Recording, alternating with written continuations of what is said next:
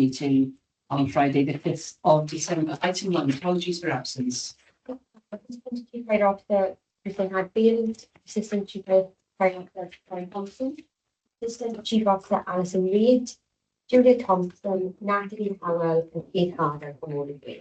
Okay, thank you very much. Do we have any declarations of interest, please? Chair, with regards to paper 10.2 on the AFA today, the Chair of Cardiff and Vale University have for some of these facilities are mentioned in the. Thank you very much, Kirsty. So duly noted in the minutes. Thank you. And point 3, chairperson's announcements. Okay, got quite a list this morning. So we'd like to begin by welcoming our new Deputy Chief Fire Officer, Adam Openshaw, who joined us on the 1st of December. So croeso mawr, a big welcome to you, Adam, and we hope that you'll be very happy working for us. And I'm sure that this will be a time to, to bed in, but in the new year, we expect huge things from you. Thank you very much. We'd also like to welcome the newly appointed ACFOs, Matt Jones and Martin Ward-White. So Matt took up the post on the 1st of December. I have seen you somewhere before. And Martin Ward-White will take up the post on the 20th. It's actually December. Right, okay, they didn't introduce me. They keep me in the dark. Thanks. And of course, it would be remiss of me not to say that we wish our retiring ACFOs, Dean Loader, who's here, and Brian Thompson, who has given his apologies, a very long and happy retirement. They leave the service at the end of January, and it would be remiss of us not to thank you for your service on behalf of the commissioners, but on behalf of the whole place, because Dean and Brian have made such significant contributions to this work and this area, and you're going to be hard acts to follow.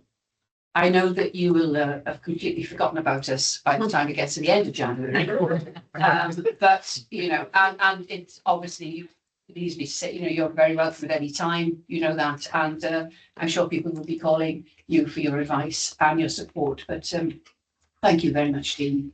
And of course, thanks to Brian. I fully appreciate that, Chair. Thank you very much. No, it's our pleasure. We've also got an appointment of a new Director of Finance, Liam Hull, and he will be joining the service again in the new year. And finally, our thanks to all about the flooding incident in Monmouth.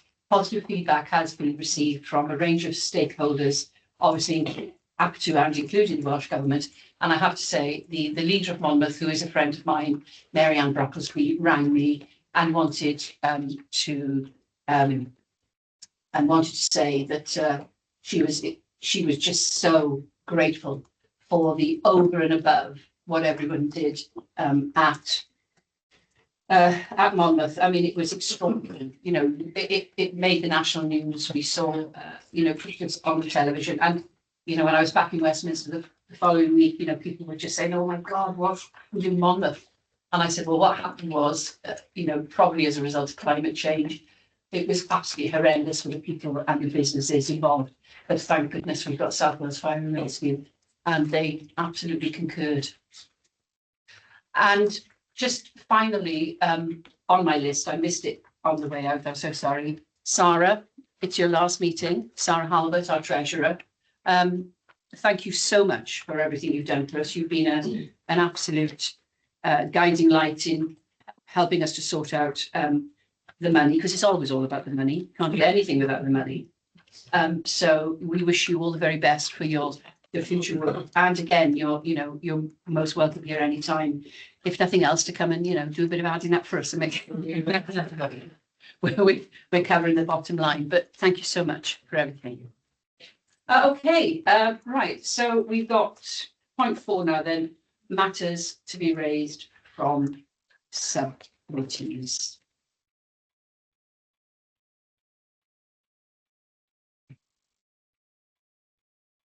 No? I think there was only the paper which is in the agenda, which is in relation to sickness. Okay, okay, thank you very much. Right, point 5 then, the minutes of the last meeting. It's so we'll just go through, so 1, 2, 3, 4, 5, 6, 7, 8, 9, 10, and 11. Okay, so no action must arising from that. Okay, so we've got the Strategic Change, Transformation and Culture Committee on page 17. So 1, 2, 3, 4, 5, 6, 7, 8, 9, and just a sentence at the top of 10. No matters of accuracy, that's arriving, no? All these minutes have already been approved by the subcommittees. Yeah. And maybe don't need to do them page by page. I'll take my lead in the commissioners, but they Yeah. have been approved already. Okay, well, in that case, People Committee, page 27. And then there's a, yes, Just a- I think maybe about Sheffield, because the people committee also met yesterday, Yeah. so we're out of, with a lot of things discussed, which we are going to raise today, but that gives them. They will be at the next, Yeah. there had to be a pause because meetings were Yeah, yeah. moved to beginning of this month. But you need a pause between a paper being approved at one committee and Yeah. then it going into the pack for the next body. So yes, they will be at the next available board meetings. okay, and then finally, then local century board. From the 8th of July.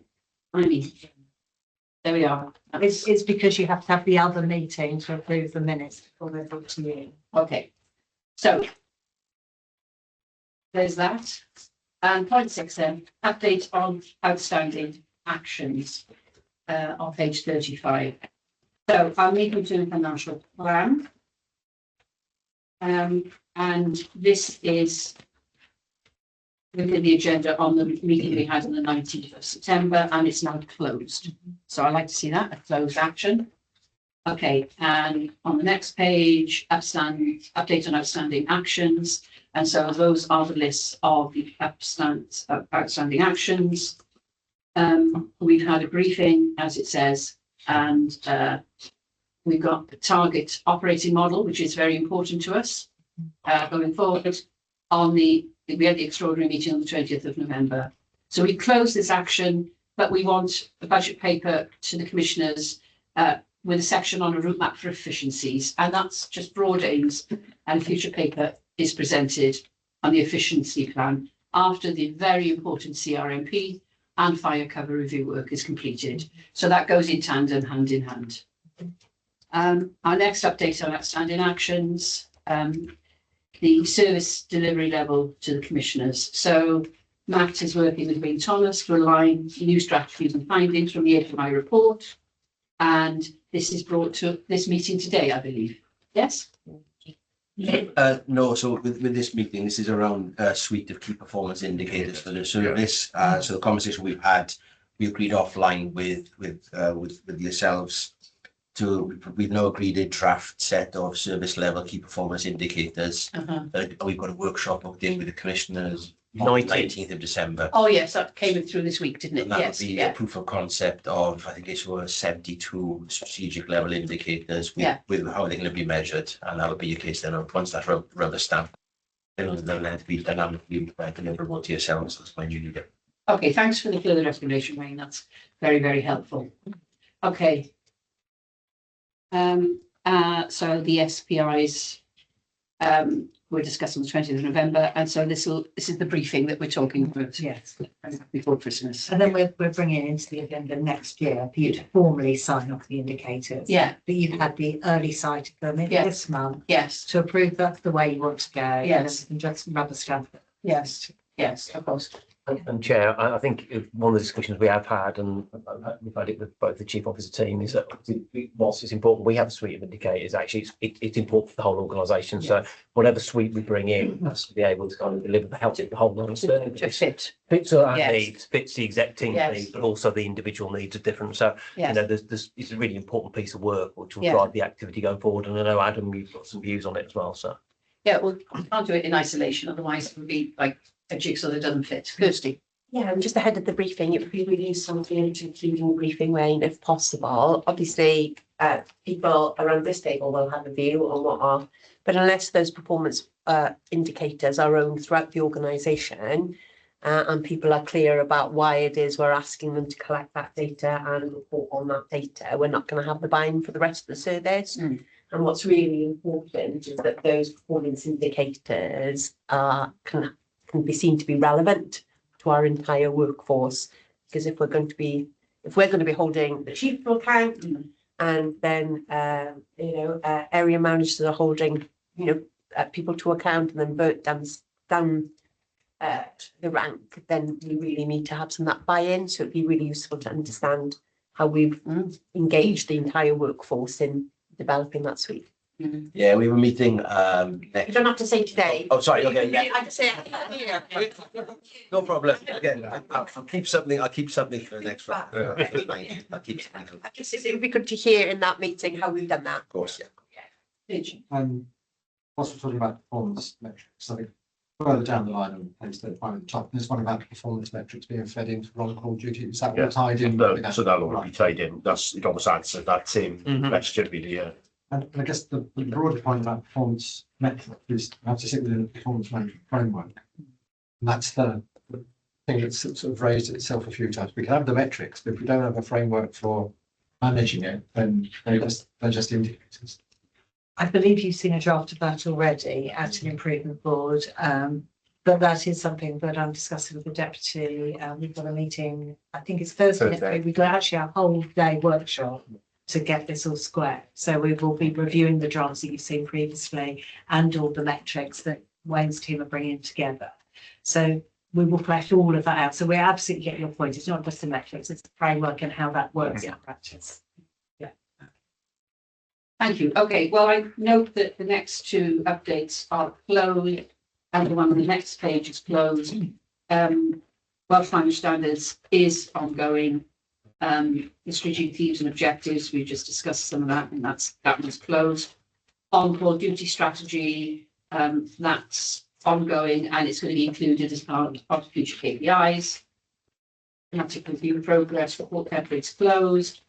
Thematic review operational training, that's closed. And the last two, operational assurance update closed, half yearly updates, that's closed.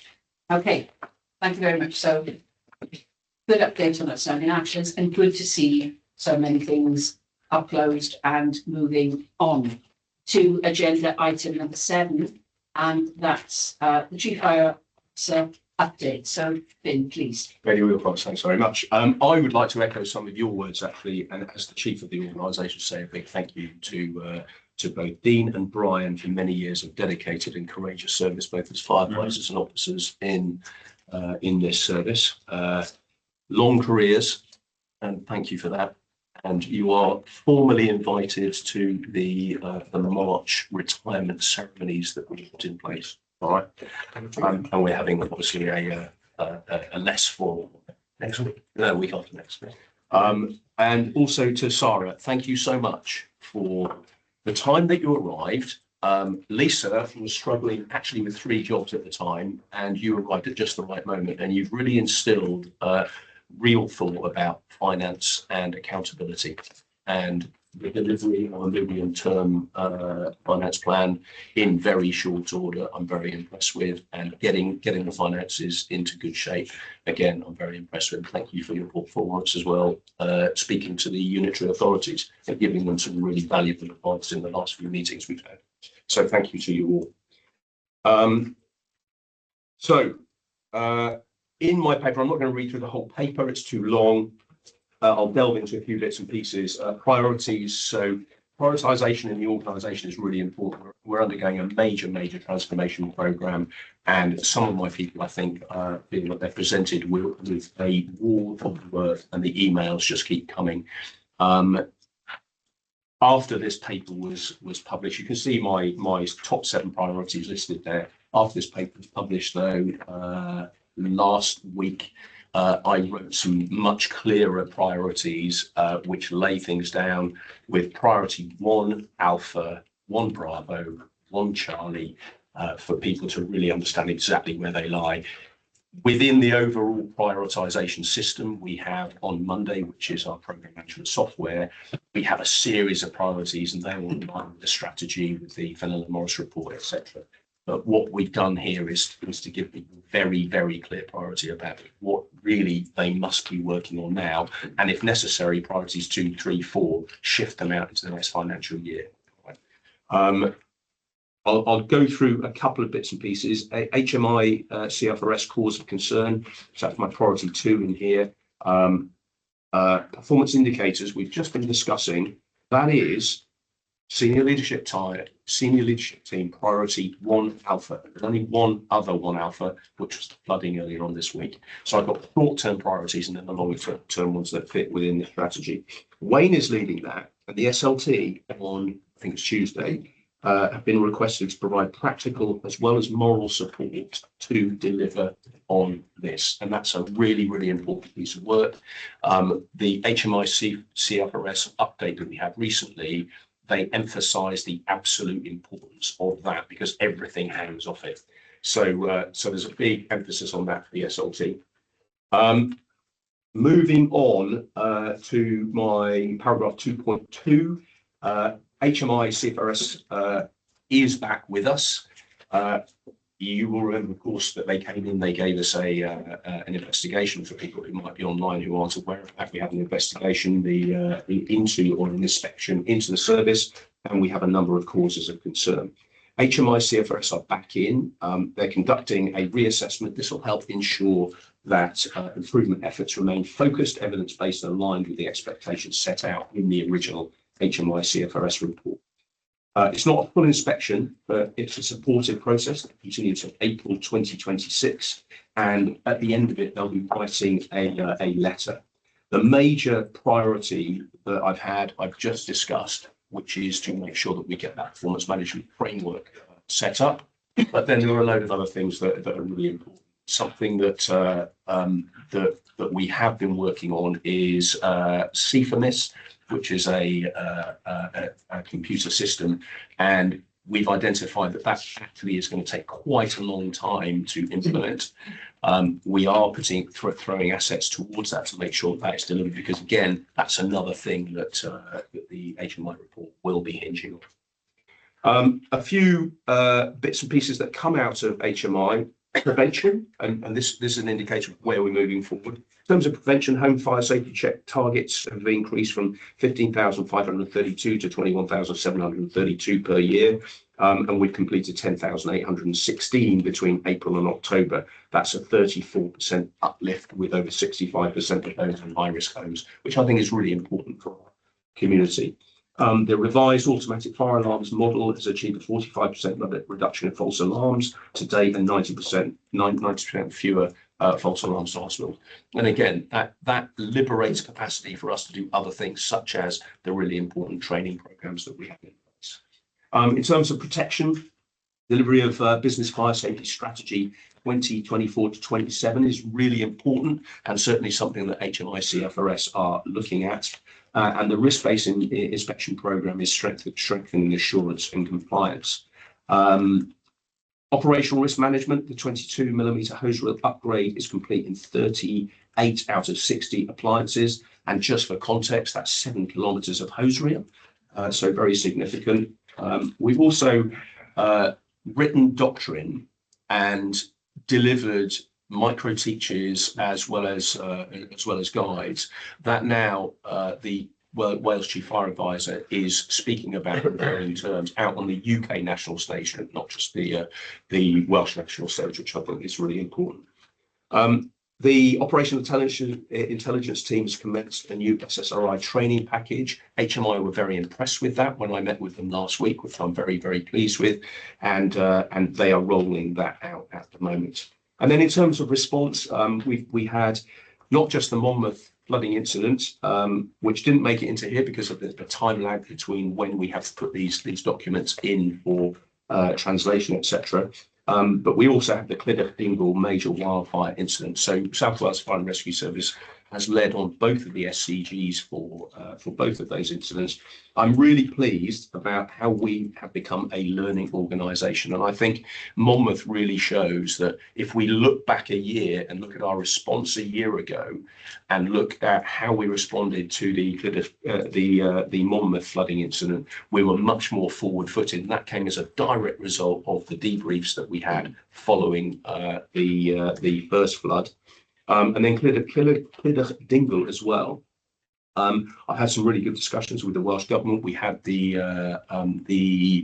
debrief earlier on this week, and overall we're drawing some brilliant lessons out of how we went about doing that. So the importance of the debrief is supreme, and overall the response was deemed to be pretty good. But there are some very significant things that come out, like security clearances and things like that, and people being a bit left in the dark about certain things in that particular event. Moving on to people, SLT training and strategy review. Just dip into one thing there. The new SLT training program is being conducted with Academy Wales. I think everybody in the SLT has not only just benefited from it, but actually enjoyed them as well. They've been opportunities to both vent, to go through some of the journey that we've been on as an organisation, because we've got people in this organisation who have been working for 2 years now to deliver. And I started all of that to thank everybody, because a lot of the people in the senior leadership team has stepped up from much more junior positions, weren't particularly experienced in the senior leadership team. And I'm really grateful for them for keeping the lights on and keeping this organisation running and delivering out there on 47 different fire stations with great aplomb. And but this SLT training is really, really good, and it's upskilling our people so that they really are becoming very, very good at operating in a senior leadership team. And I've noticed different behaviours already from the organisation, meetings running in different ways, so very productive. Paragraph 2.8, disciplinary grievances. Dip into a few figures here. We have had a significant reduction from 53 discipline cases this time last year to 35 grievance cases, down to 9 disciplinary matters and 7 grievances. Now, we haven't finished the financial year yet, but it's looking like we're going to have a significant reduction, unless the team are going to tell me that a load of other things have come in recently. If you look at paragraph 2.9, you can also see that the duration of grievance investigations and disciplinary investigations has come down, and that's really important, because one of the things I get back in my CFO confidential is it takes too long, but I'm very pleased to see that that has reduced. Paragraph 2.10, sickness. Elevated corporate sickness levels are really impacting our operational delivery. I'll skip to paragraph 2.1. There's some more detail in there, but 2.14, we've established a sickness oversight committee. We're still umming about exactly what we're going to call that committee. We met earlier on this week, chaired by me. I want to have oversight of that, because this is a systemic issue. And in fact, I was just listening to a programme this morning on Radio 4 as I came in. It's a national issue, but we really have to look at this in a very holistic manner, and it's not just people services that should be looking at this, it's the whole organisation. Risk management, we've got a formal partnership with Resilium that's underway. I've put some detail in there at the request of the commissioners. We had a meeting with them yesterday. Again, this is a systemic thing. understanding risk is really, really important. And there is a tendency in public services, I think, particularly, to take an approach that health and safety stops things.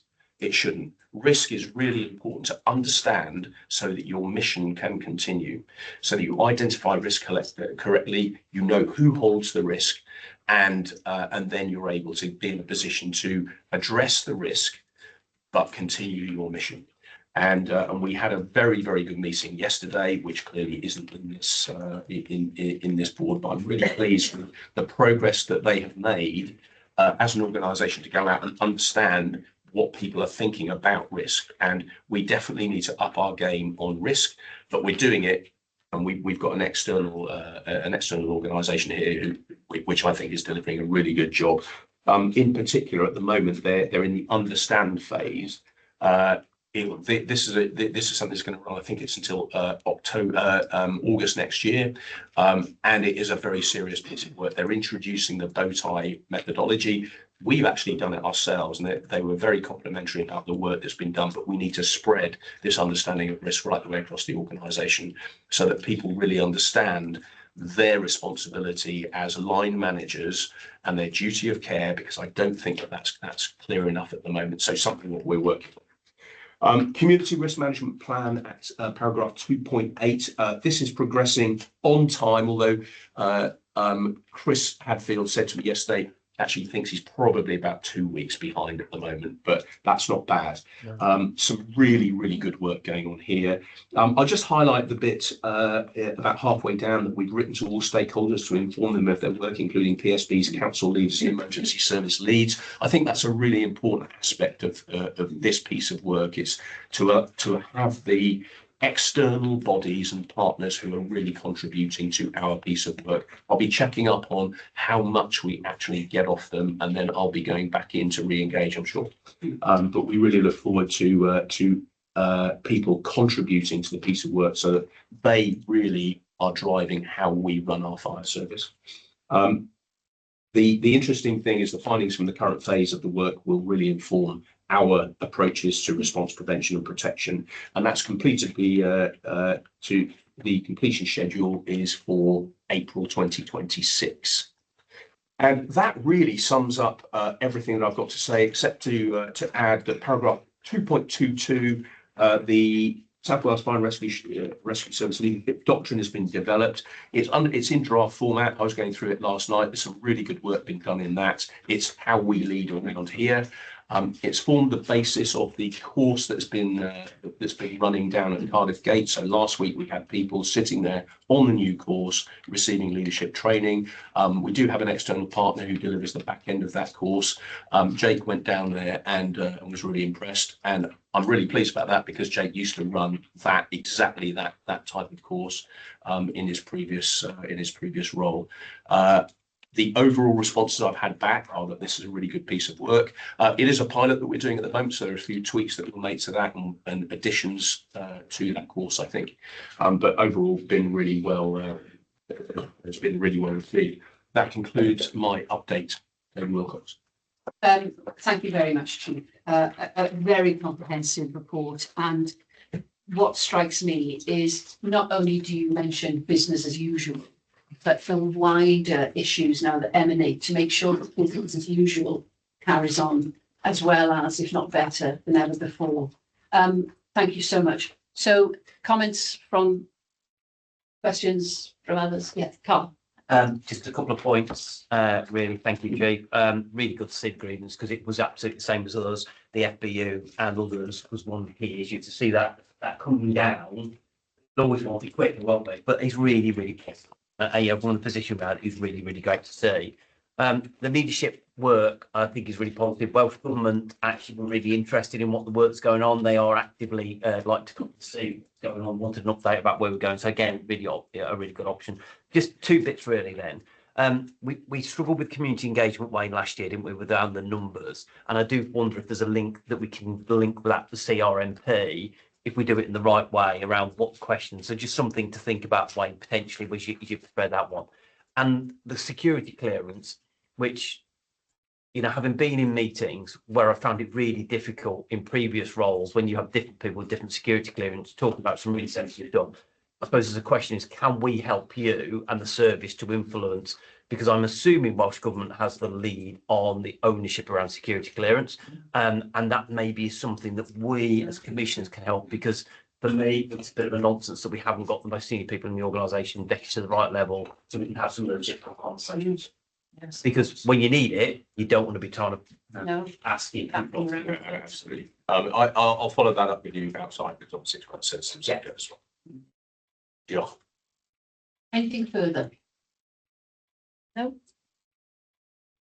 Right, okay, again, thank you very much for the report. There's some really great messages there and ways forward. So exciting times. So item 8, our priorities for the next 12 months. Paul. Thank you, Chair.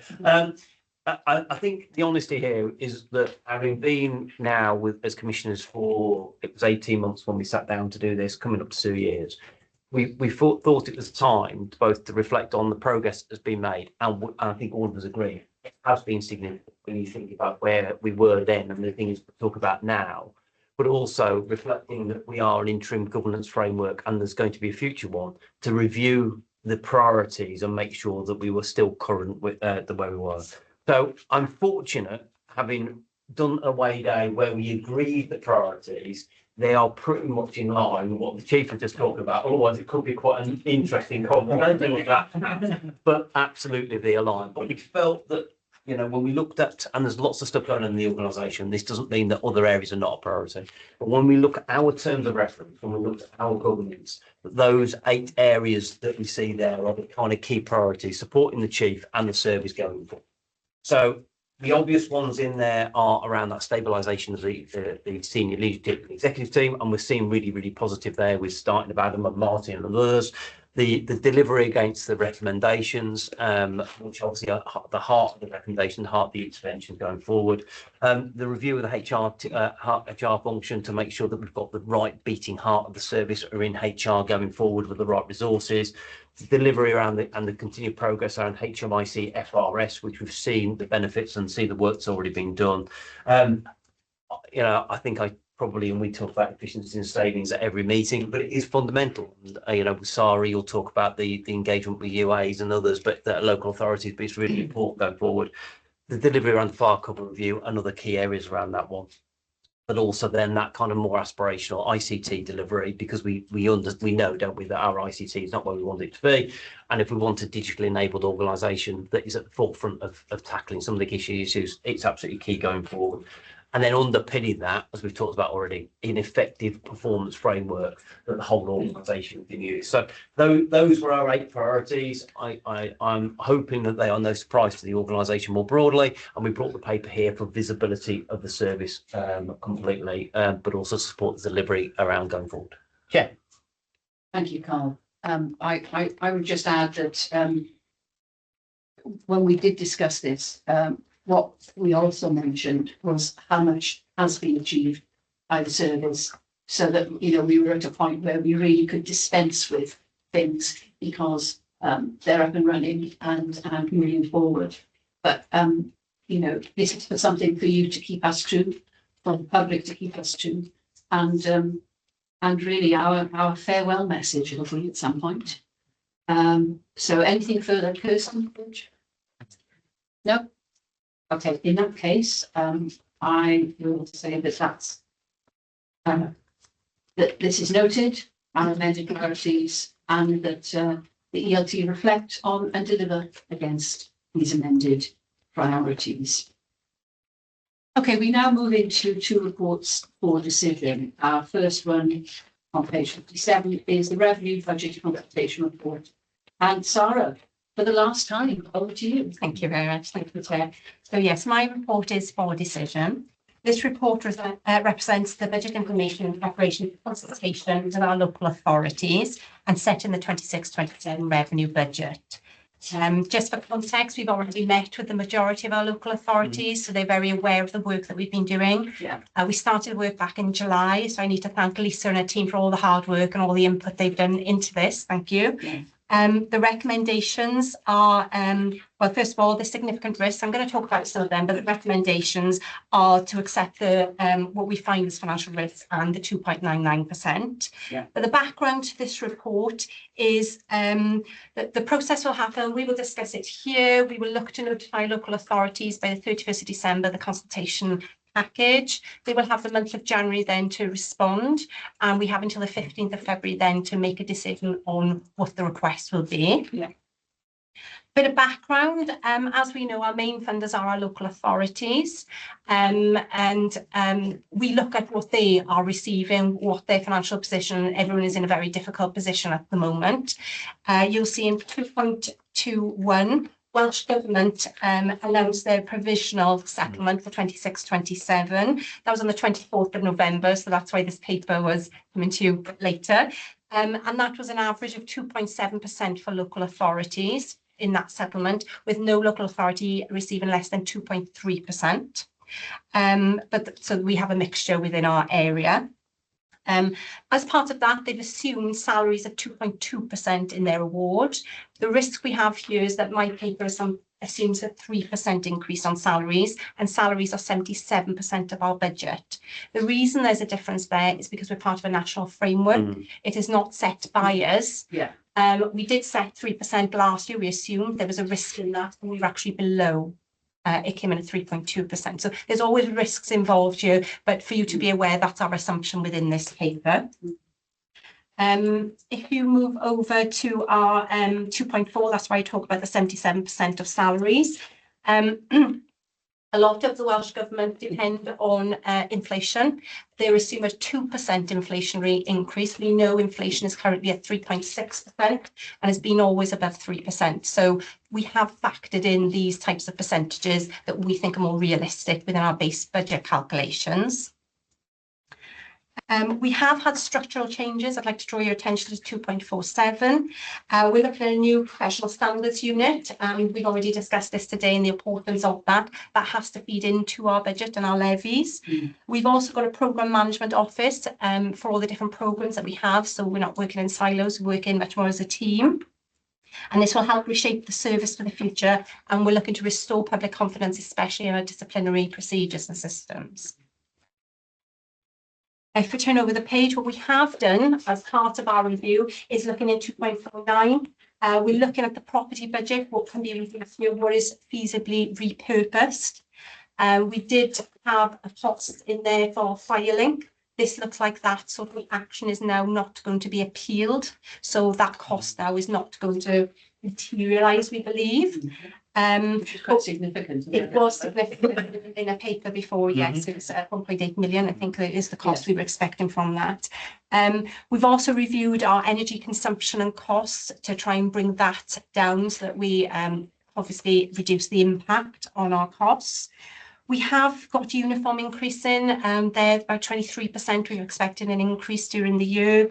IT costs, 13% increase, but it doesn't fully look at the impact of that digitalisation because that strategy isn't in place. That's another risk we have within this paper, is that we haven't quantified the impact of digitalisation in full. We also complete some work that's non-statutory. So at the moment, we fit carbon monoxide detectors. That is at a cost to the service of 110,000. We don't recover that cost from Welsh Government. That is added to the levies as it stands. We've also, as you know, we've had a CFMIS system that is added to the base budget. So when we add into the budget, we're also aware then of our local authorities' constraints financially. So we're looking then, where can we claw back? What can we repurpose? What can we reallocate? We also set up an equipment replacement reserve.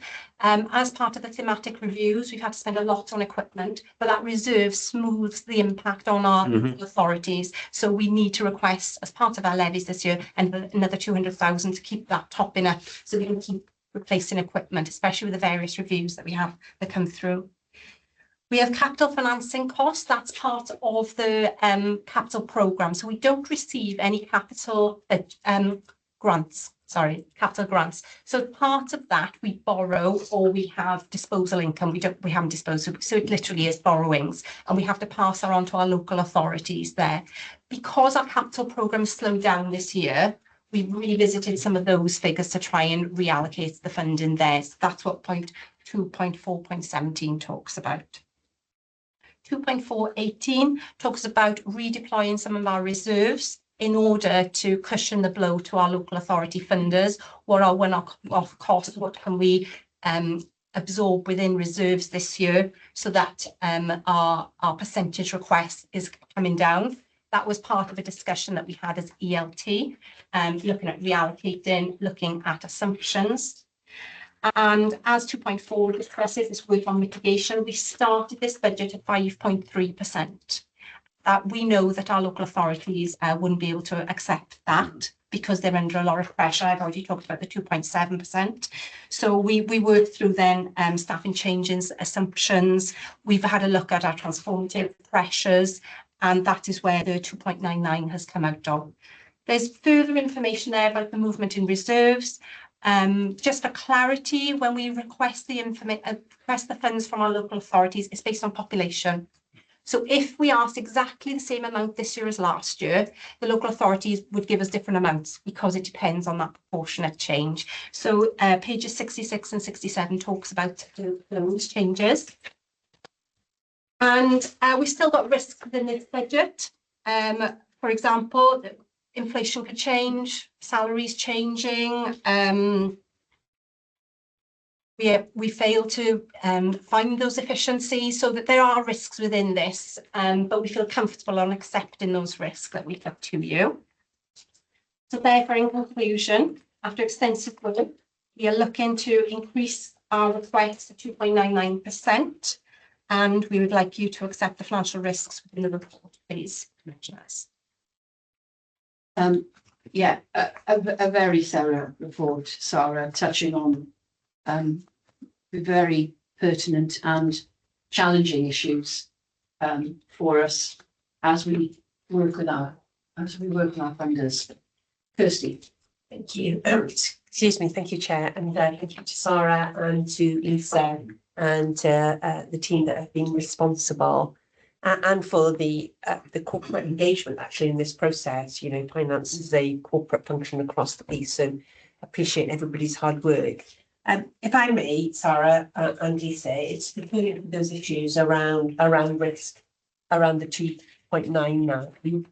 And just to, if you could explain some of the thought processes behind some of the assumptions. I guess I'm trying to check whether the assumptions that have been made are reasonable or are widely unrealistic. So just if you could just talk us through but the basis of some of the assumptions that you've had to make at this stage. And then secondly, about mitigating the risks. So, I mean, there's not a lot we can do to mitigate the risk around inflation, is there? Or an announcement on pay. But, you know, what steps can we realistically take within the organisation to mitigate risks around the delivery of the 2.99? And then the final bit for me is you just referenced a payment to deliver the efficiencies. So we quite clearly articulated, you know, what our expectations are, what are the processes that will be put in place to monitor the delivery of the efficiencies, and how will commissioners be kept appraised of any early red flags that demonstrate that we're going off plan during the financial year and those efficiencies cannot be realised. Maybe for some very good reasons, but yeah, so I guess like tell me about your assumptions, tell me about mitigation, and tell me about how we're going to monitor the delivery of the efficiency programme. Okay. So with regards to assumptions, we are data-led and information-led on this. So we've taken a slightly different viewpoint on looking at departmental budgets, for example. And that is a very small part of our budget because a lot of that is contracted anyway. So we have to look at what is in the contract What is it, a CPI increase? What were the, so we use that information to make those. So it's not really an assumption in those cases. We know what we've got to pay for those types of things, isn't it? With regards to data then for our departments, we haven't looked at the last 3 years of spend to say, well, what are you actually spending? We know what you'd like, but what are you actually spending? Because if you're not going to spend it, we've got priorities over here, and that work has been carried out by Lisa's team on those type of assumptions there. So we've assumed the activity levels will continue over the last 3 years in that linear fashion. So that's an assumption that could change, and things that could impact that change is potentially the transformation program. So something new comes in, we think, right, we're going to do this, and then as we say, we open it up and actually there's more that needs to be done there that we didn't know was going to happen, and that could happen. That is a risk. If that happens, we then need to look as an organisation at our priorities, because if that's a priority 1, 2, 3s and 4s go on hold, and that's something that we've got to accept as an organisation, and that message I think is happening. And that's what we need to work on there, because a budget is a budget, and therefore we need to reallocate. However, we are going through major change. We do have a reserve for change management, but it can't be business as usual sort of spends from there. So that's where we have to relook at what we're doing.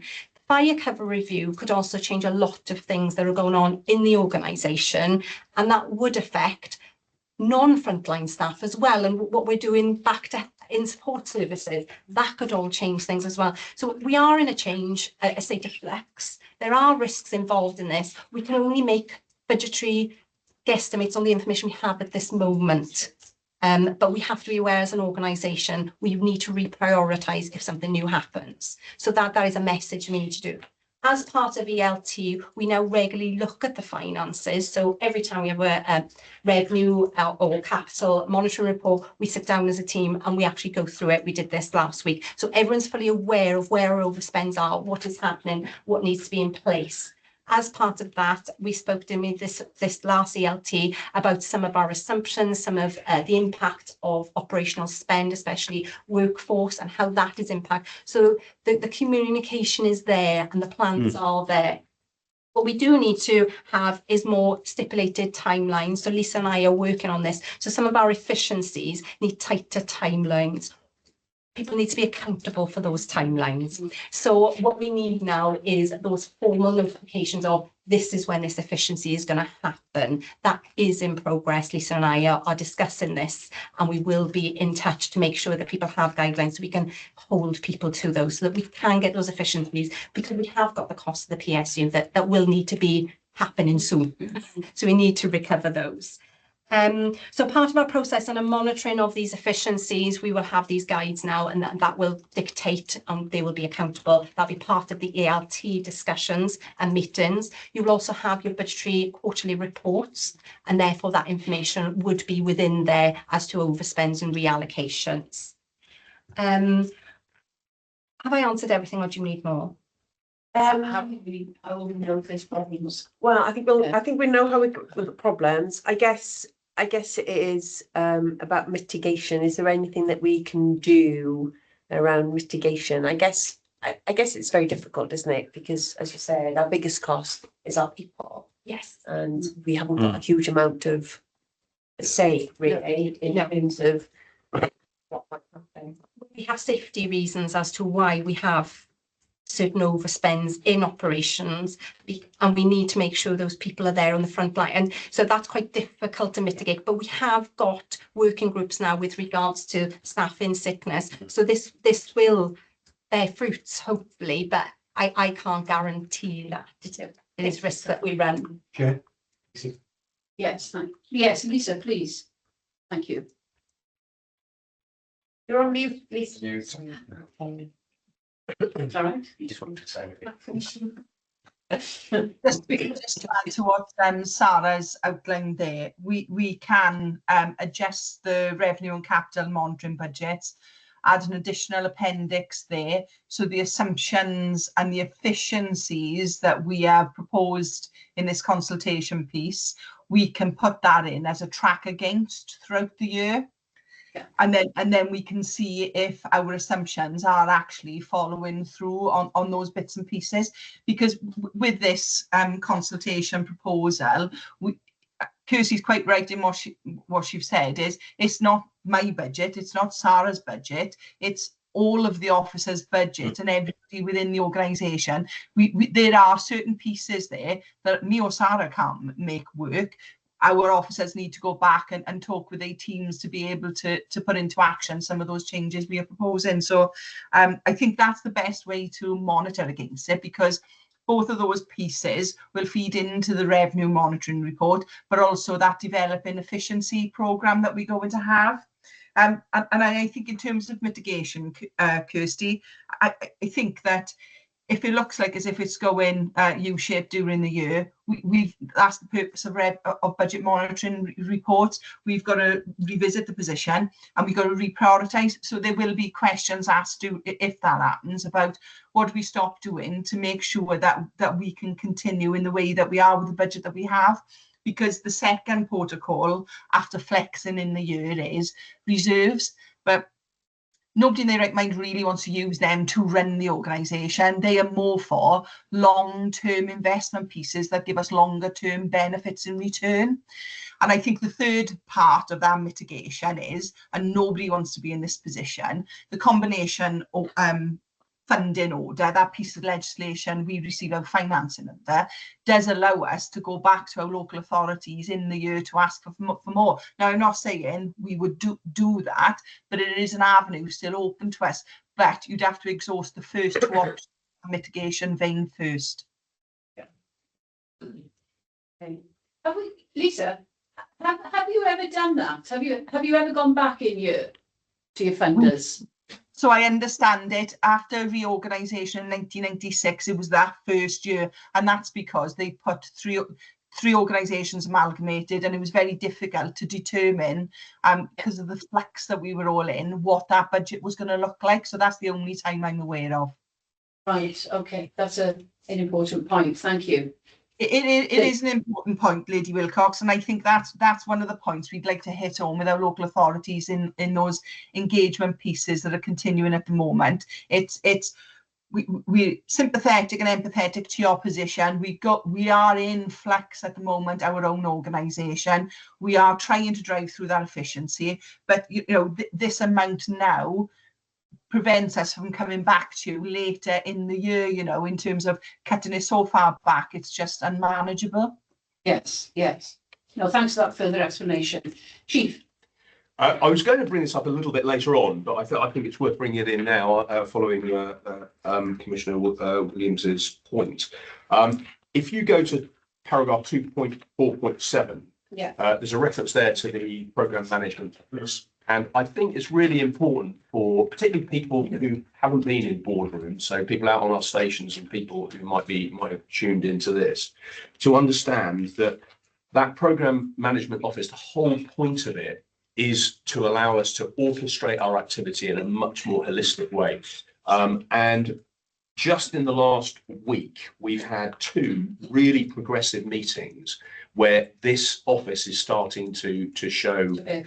Absolutely. So we had a PMO Scrum Master who used agile methodology. So this is a rapid decision-making tool in which you go into a room, you've got a problem, and you're trying to solve it. And we've made some real progress on what has been a decades-long problem with the allocation of public holidays, the way they're allocated to our firefighters. And we went in there with the Scrum Master and had the unions in to discuss the problem right at the beginning. So this is real social partnership in action. And we came out of there after, I think it's 3 hours, didn't we, with a way forward with the unions that we have not had a way forward on before. So that was really, really positive. Earlier on this week also, again, orchestrated by the PMO, we had our strategy update meeting. I was really impressed with the way that was run, particularly the ELT session, which is the second part. We had the SLT and then an ELT session.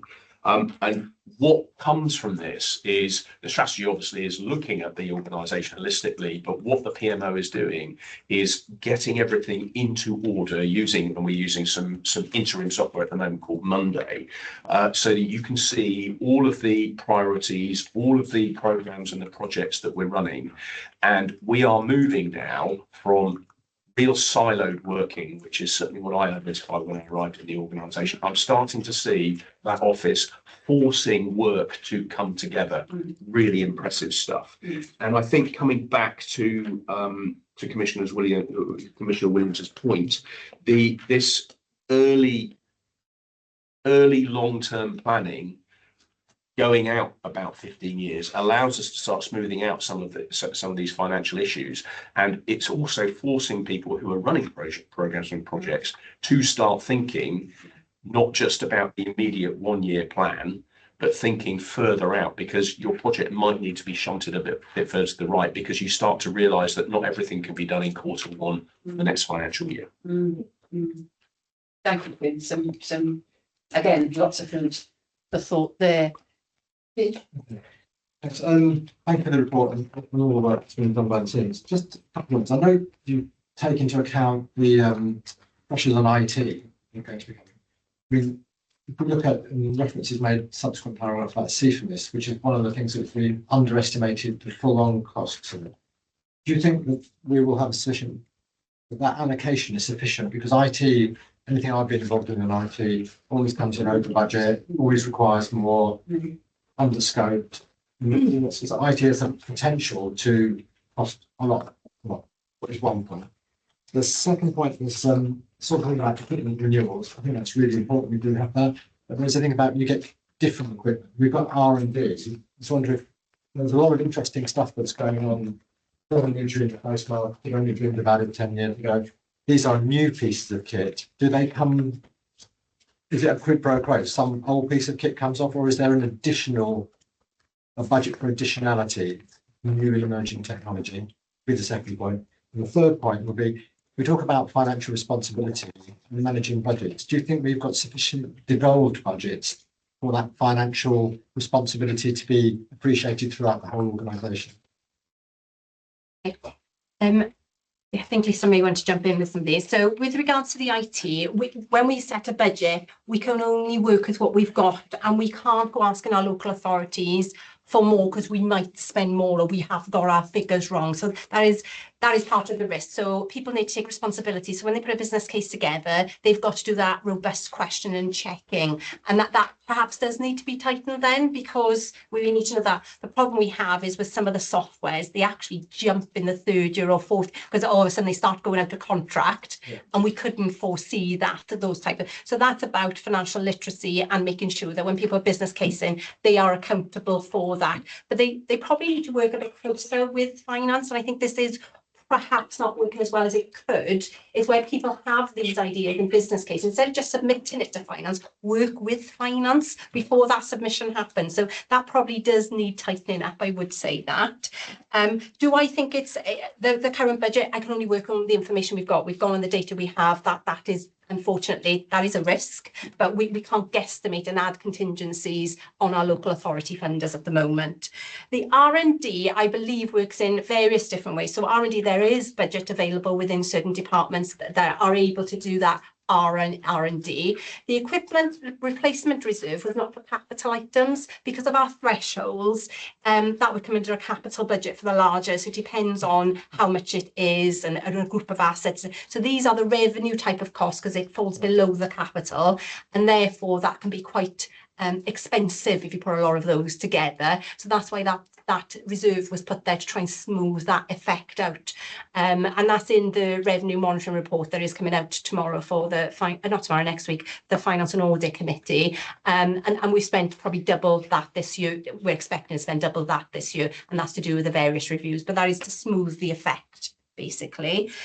Devolved budgets, there's lots of elements on this with devolved budget. So it has to be, for example, some of our staff, that you have to be accountable. You've got to have consequences. Now, some of our staff don't have that as part of their job. So as much as we would like to say you can look after that budget, if it's not in their job description, how do you hold them accountable? So there are issues around that. Devolved budgets, I'm a great believer in devolved budgets, but we've got to have the systems, the processes, and that includes the financial access to the financial system, understanding the financial systems. It is not something you can do, I would even say, in 6 months. You know, that is a plan. I agree with the plan, but it's not something that we can say, right, everyone look after their own budgets, because it's all to do with our accountability. Great, thank you very much. Thank you. Carl, Yeah, two very quick points. Firstly, really great for the paper, as others have said. Probably not for today, but really interested in the 23% increase in uniform costs. I know cost of living's gone up, but that is a lot, isn't it? You know, a quarter of our budget going up. So the detail and the data behind that, I genuinely would be really interested to see that and the data around what's driving that cost increase on that, because it does seem significant. I'm going to throw Jake under the bus now. So 2.414 was around the catering function. I think we agreed after we'd knocked that around that Jake was going to bring an understanding back about what the options are. Yeah. We hadn't committed to it and we hadn't agreed it. We were going to look at it. So it was just kind of how the paper reads, but we're doing it rather than that. Jake, you're going to do some work on it. I think. I've just sent the survey out right across the department, so I'm getting data through the paper back. That'd be great. I mean, the truth is that from overall objectives, perhaps isn't a 1-2, and therefore, you know, this might be agreed now, but potentially if we open one of those rocks and we may have to redirect those resources, but as part of the plan for culture and improvement of behaviour, that is one of our options. that's right. That's right, Carl. We're awaiting further details on that because I'm working. that hasn't been approved. Yeah. Anything further? Yes, please. Yes, Thank you. please. I think it should come back to Commissioner Williams' earlier point around risks. I think the one thing we've been doing recently with budget meetings with the local authority is just making them aware in terms of the pay progression talks that's going on at the NHC level. Yes. Because as Sarah's rightly pointed out, we have no control of those pay assumptions and what that pay settlement is likely to be. But the recent feedback we've had from some of those meetings that have been held quite recently is that they've been very positive. Okay. But they're linking it to the skill set firefighters and a pay progression module rather than just going and negotiating and pay each and every single year what our settlement might look like. So they are a risk because obviously anything over that 3% assumption, that comes at quite a considerable cost for us on the budget. But we won't know that until probably July time. So it's just one of those risks that it is literally one of those in there because we really don't know when it's going to settle. But I'm very pleased to hear that the local authorities understand that risk and understand that we are outside the pay negotiations that are happening with other public services. Yeah, because it's you know, you need a crystal ball really to see what's going to happen. Because so much can happen between now and July. Did you want to come back? No. Thank you. Okay. In that case, our recommendations are note the financial risks within the report, and we agree that the 2.99% increase in budget as the basis of consultation. Okay, thank you very much. And still on the money, 9.2, the Nature Recovery Action Plan, Section 6 reporting. That's over to Lisa, please. Thank you, Lady Wilcox. Unfortunately, you've got me because my sustainability officer is not available. So I'll just do a whistle-stop tour of the report. So the cover report covers off the legislative requirements for this piece. It's a Section 6 requirement to report before the 31st of December. And this is different from the carbon reduction plan that we bring annually. This is specifically for nature recovery and the old biodiversity reporting. That is still a developing area, actually. So Bethan sets out quite clearly the need there for the reporting. He's attached Appendix 1, which looks at some of the legacy issues identified in previous biodiversity reports. It's quite a lengthy appendices. And she tries to streamline that then into Appendix 2. So she does a ready read version, which is more easily accessed, I think. So this is part of a 3-year cycle of work. She set out what she thinks that we need to do under each of those banners, and recommends that it's approved and that we can move ahead and start with some of this work. Yes. Thank you very much, Lisa. We'd just like to note our thanks to Bethan for the detail in the report. It really does encompass an awful lot of work. So in her absence, if we can convey our thanks to her for that, that would be most grateful. Yeah, Kirsty, please. I think as a principal, we could have more bowls in more forms. Yeah, the pictures lovely, isn't it? Yeah.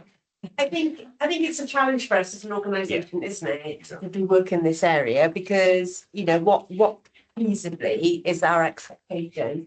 I guess for me, and perhaps, you know, I'm wrong in assuming this, the most valuable contribution that we can make is to address the issue of wildfires, which seems to have, you know, a significant impact on nature recovery and biodiversity. Now, we know that some of those wildfires are as a result of criminal behaviour and criminal activity.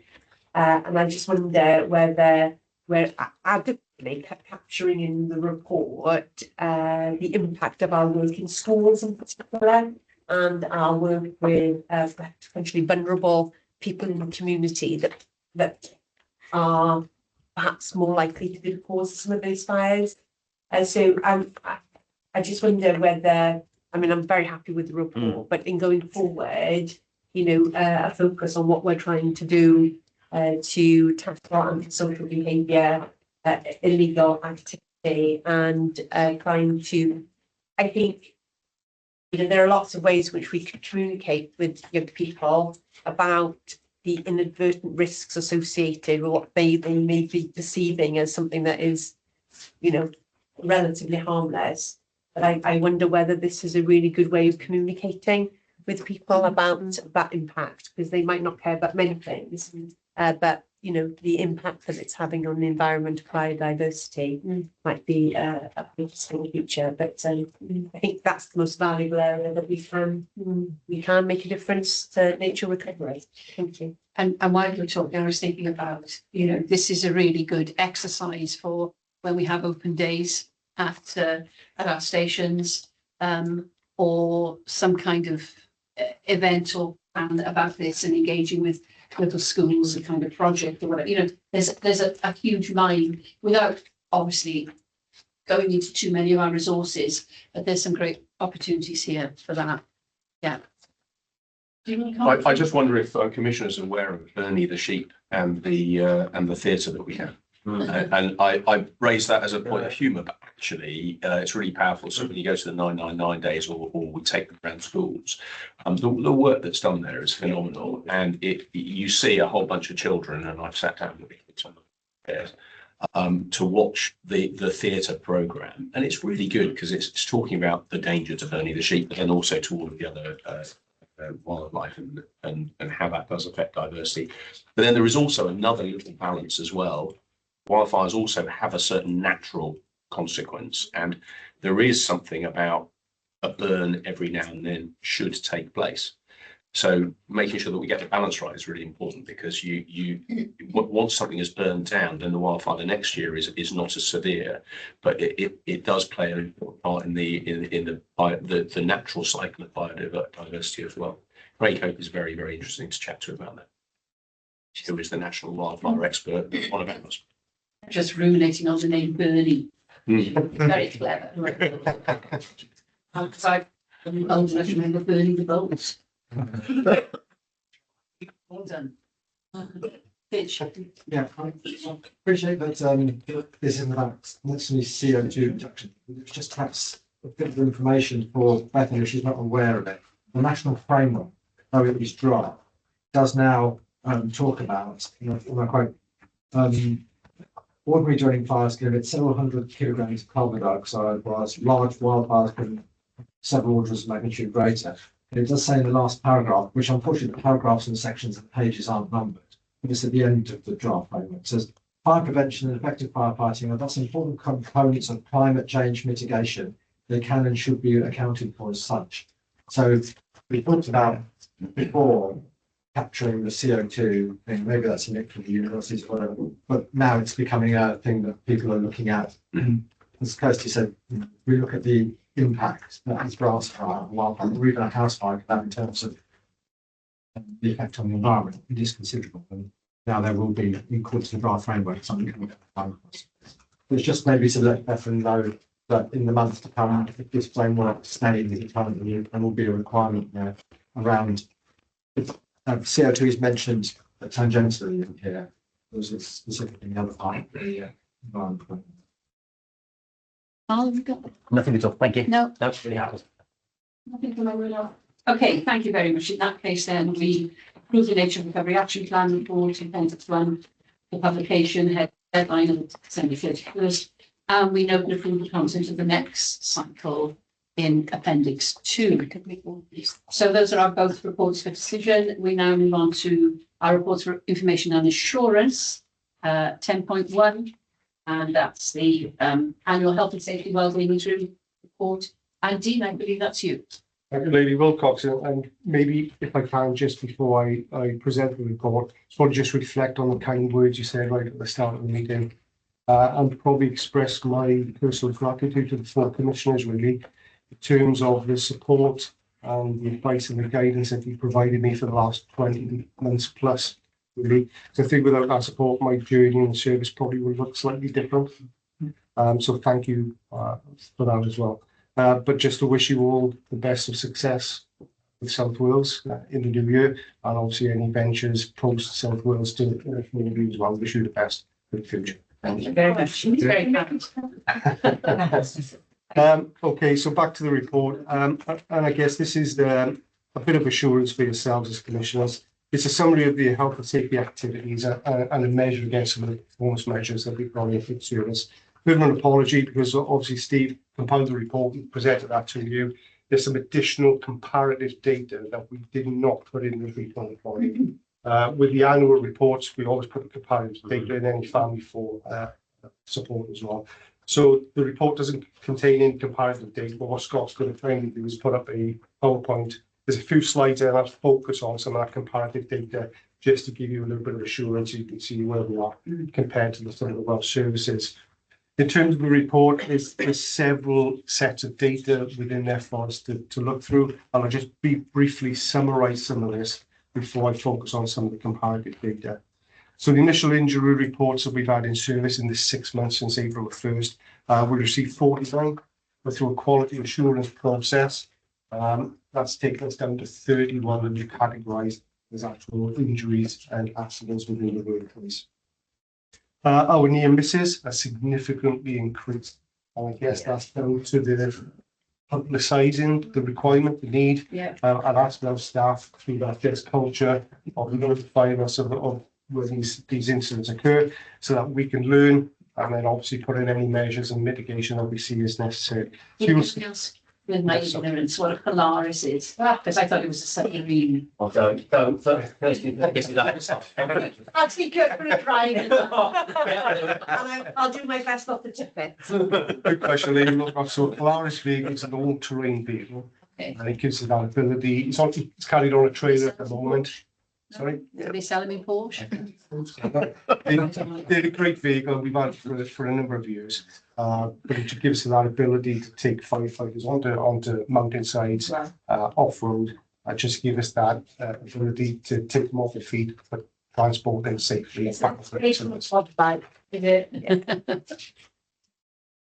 the farmer. So we've got 4 in service that are spread across the service.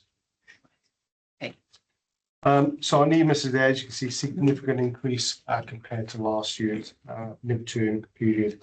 The accident breakdown of those 31, 17 of those categorised to our whole-time staff and 10 to our on-call, and then small numbers with visitors, contractors and support staff as well. The activity breakdown, majority of those are incident related. Then you've got the training for routine duties, so that's some of the duties our staff carry out on stations, and then there are some categories. I'll go into some more detail on this when I go through the PowerPoint. Types of injuries, aches, pains and jarring is the highest category. I think as you all get older, we all start feeling a bit more to talk about that personally. followed closely by cuts, abrasions and puncture wounds. And when we receive the accident reports, what our health and safety team do is do a full investigation on each and every single one of those, trying to take any learning, where any mitigation needs to be put in place.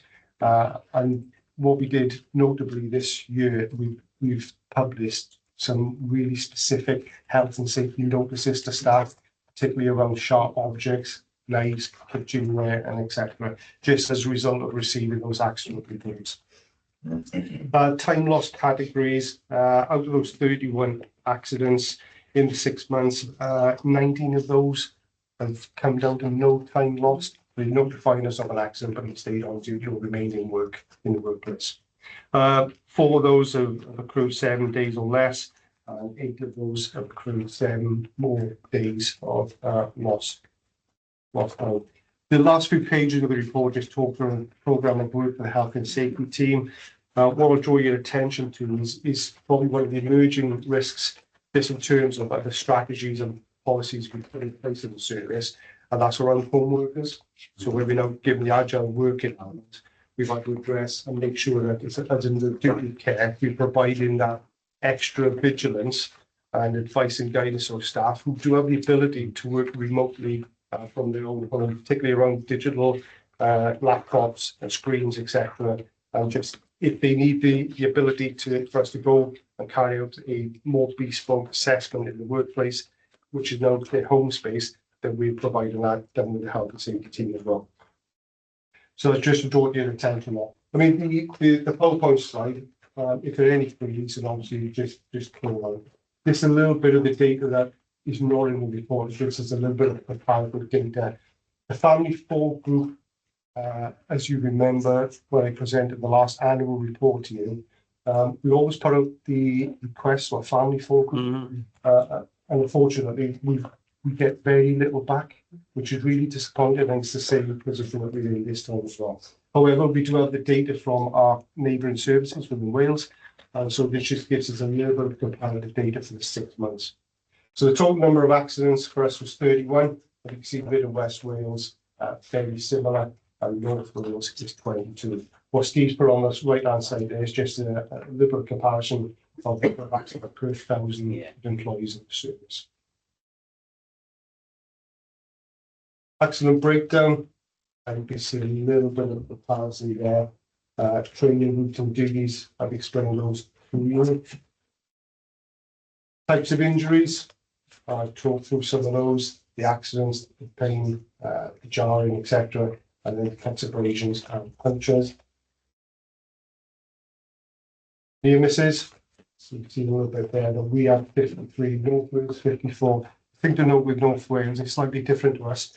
So wherever they have a defective piece of equipment, operational equipment, they put in a near miss report, which is slightly different than most other services, something that we don't do. But we are looking at that. We are liaising with them to say, well, how does that work for you? What do you gain from having that piece of information? Is, I guess, it shows any trends with specific types of equipment. So that's something that we're exploring. As I see Mid and West got 21. Is that even during a check? Yes. Wow. Any defective piece of equipment they put in missing. Slightly different to our rationale, but it's something that we are exploring with our colleagues up there in North Wales.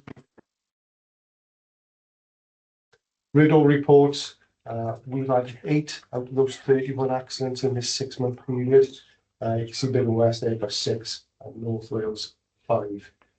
Some of those 8 have been quite significant in terms of days lost. There's one in particular that's still ongoing, about 6 months plus, still off work at this current time.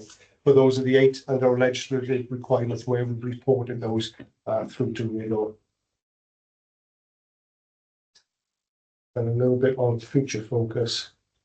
Completion of the team strategy. So the strategy for the Health and Safety Department is in its first draft right now.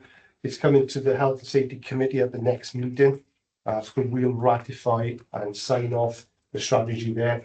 And I would suggest that probably comes to yourselves as a bit of a pinch point just to deliver and present the strategy to you. That's covering a 3-year period.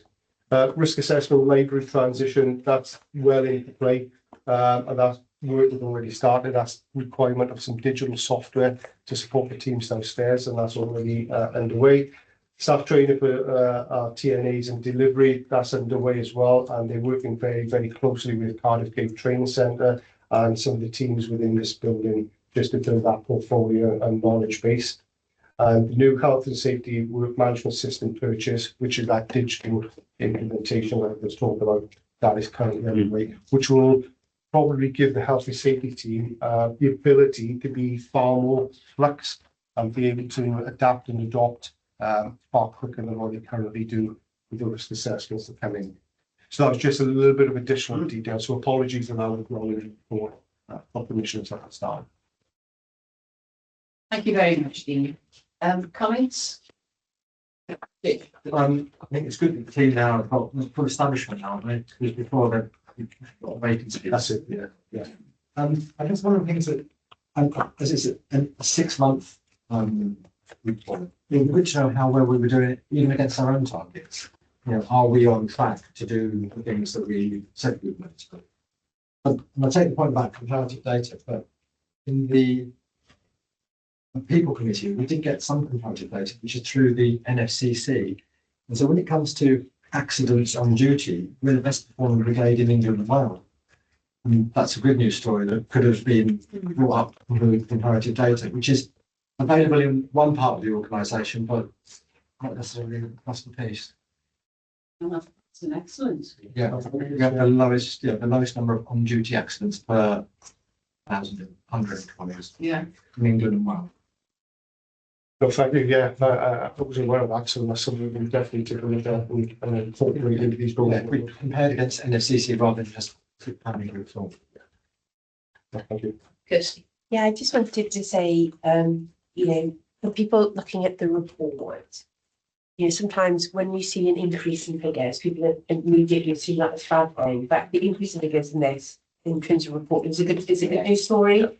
Because we were concerned, weren't we? We were the first to write very, very, very low numbers. Yeah. And we were concerned that not because things weren't happening, it's just that there wasn't a culture in the organisation that encouraged people to report. So I just wanted to acknowledge that and just make sure that anybody that looked at the papers online or was listening to the meeting today, it looks worrying, but actually that's something that we would want to see. Yes. Because people are taking these issues seriously. And thank you for the additional information on the slides, Dean. I think, you know, it's for an assurance piece, that additional information is really useful. Yes. It's really, really useful because we can see that, you know, we're benchmarking, it was benchmarking well. There are no red flags there. It can provide that assurance. And as I said, it would be, you know, it's great if we can, you know, bring some of that other additional information in there. But thank you. We take real assurance from the report. Just on that, there's a relationship between actual events and near misses. So it's like an iceberg, isn't it? So if we had X number of events, we know that statistically there are going to be a number of near misses, and then we can identify whether they're being reported as an issue. Yes. I'm actually delighted with that near miss reporting, and people are reading back to me when I'm out on station. Just culture. So it's obviously getting there. I don't think people really fully understand it yet. It'll take time to really understand it, but Dean just used it as a point there. I'm delighted to see that increase in reporting, because there's a correlation between number of accidents and increase in reporting. There's also a correlation between increased reporting of near misses and subsequent reduction of accidents and incidents. Yes. No, pretty positive, thank you. Yeah. Okay, in that case, note the report, contents of the health and safety interim report. And thanks very much for that. So we move on to 10.2, and that's the automatic fire alarm response. Mike, please. Thank you, Chair. The recommendation is that you note this report is providing an update on progress. As you know, we changed our AFA response model 6th of January after significant consultation and engagement. The model now provides operational response to residential premises, specialised housing, schools and heritage sites, and we continue to monitor our progress in this area, which is what the paper will discuss. I will move straight to section 4. So from the go live date, so we delayed the go live date for the NHS premises on the basis to allow them more time upon their request. So from that go live date of the 7th of April through to the report, which is 31st of October, there were 40 automatic fire alarm incidents at hospitals and medical care facilities, which averages 6 per month. So that it is comparisons to the same period in 2024, where there were 405 incidents averaging 58 per month. So this represents a 90% overall reduction. Our overall percentage reduction, so for the same period, we attended 2,993 incidents compared to 5,250 during the same period in 2024, illustrating an overall reduction of 43%. And if you go back to the original proposal, which was around 45%, we are thereabouts, and I'm confident it's back up to 45% for the month of November. We are continually working on our exemption policy and exemption list. So we have 26 exemptions at the moment, 18 approved, 8 declined. Following a year period, we'll revisit those on a 12-month basis. Attendance times. This is a new, I asked this to be looked at just to give you what it actually means. So total time spent at AFA incidents in 2024 was 948 hours compared to 508 hours for the same period in 2025. So again, showing a 46% reduction of 440 hours of operational time, which we're now able to better utilize for prevention, protection, or training. There are various charts just to illustrate the dependencies, but I'm happy to take any questions if you have any. Well, this is really, a positive report and indicative of how things have changed. If we hold this up as an operating model to what's Dan Stevens' title? Chief Fire Rescue Service Advisor and Inspector. Yeah, well, if we hold it up to him, and others across, Welsh Government, then they can say, this is a big change. It's a small step, but it's a big change. So, well done to all. But we'll keep monitoring. Okay, keep looking at it. Kirsty. Yeah, it's just on that point really. So just to advise everybody, because of the timings of the minutes of the meeting, so the minutes of the last meeting of the Strategic Change Transformation and Culture Committee don't come through till next time. So just to everybody's awareness, at that committee meeting, we did agree with Mike that this really becomes business as usual. So it's been a year now since we implemented the change in the policy. We've had a year of reporting, and the policy change has achieved all of the goals that it set out at the very beginning of that programme. And we certainly, Carl and I, as commissioners who sit on that committee, felt that now there was no need to have ongoing specific reporting on this measure. We followed it for a year. It really is just how we do business now. It's nothing. It's nothing special. Sorry, which sorry, Mike. It is special, but it's no more special than anything else that the service does anymore. It's not exceptional. So really, I guess this speaks to the point you spoke earlier about Wayne's performance measures. This is business as usual now. This is just how South Wales Fire and Rescue does business.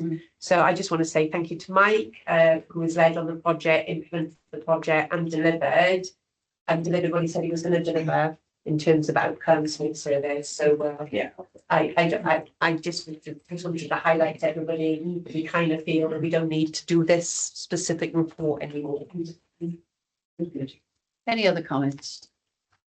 Okay, yes, Dean. Yeah, thank you. So as it's just for Mike a little bit, when we undertaken these budget meetings with local authorities in the last few weeks, one of the things I discuss when I talk about key performance indicators is highlighting the fact that out of all of them, so we give them a comparison from 2003 up to the end of 2024, and everything's green other than 3 areas, which has increased significantly. One of those being responses to automatic fire alarms, which during that period of time has increased by 29%, which is quite significant.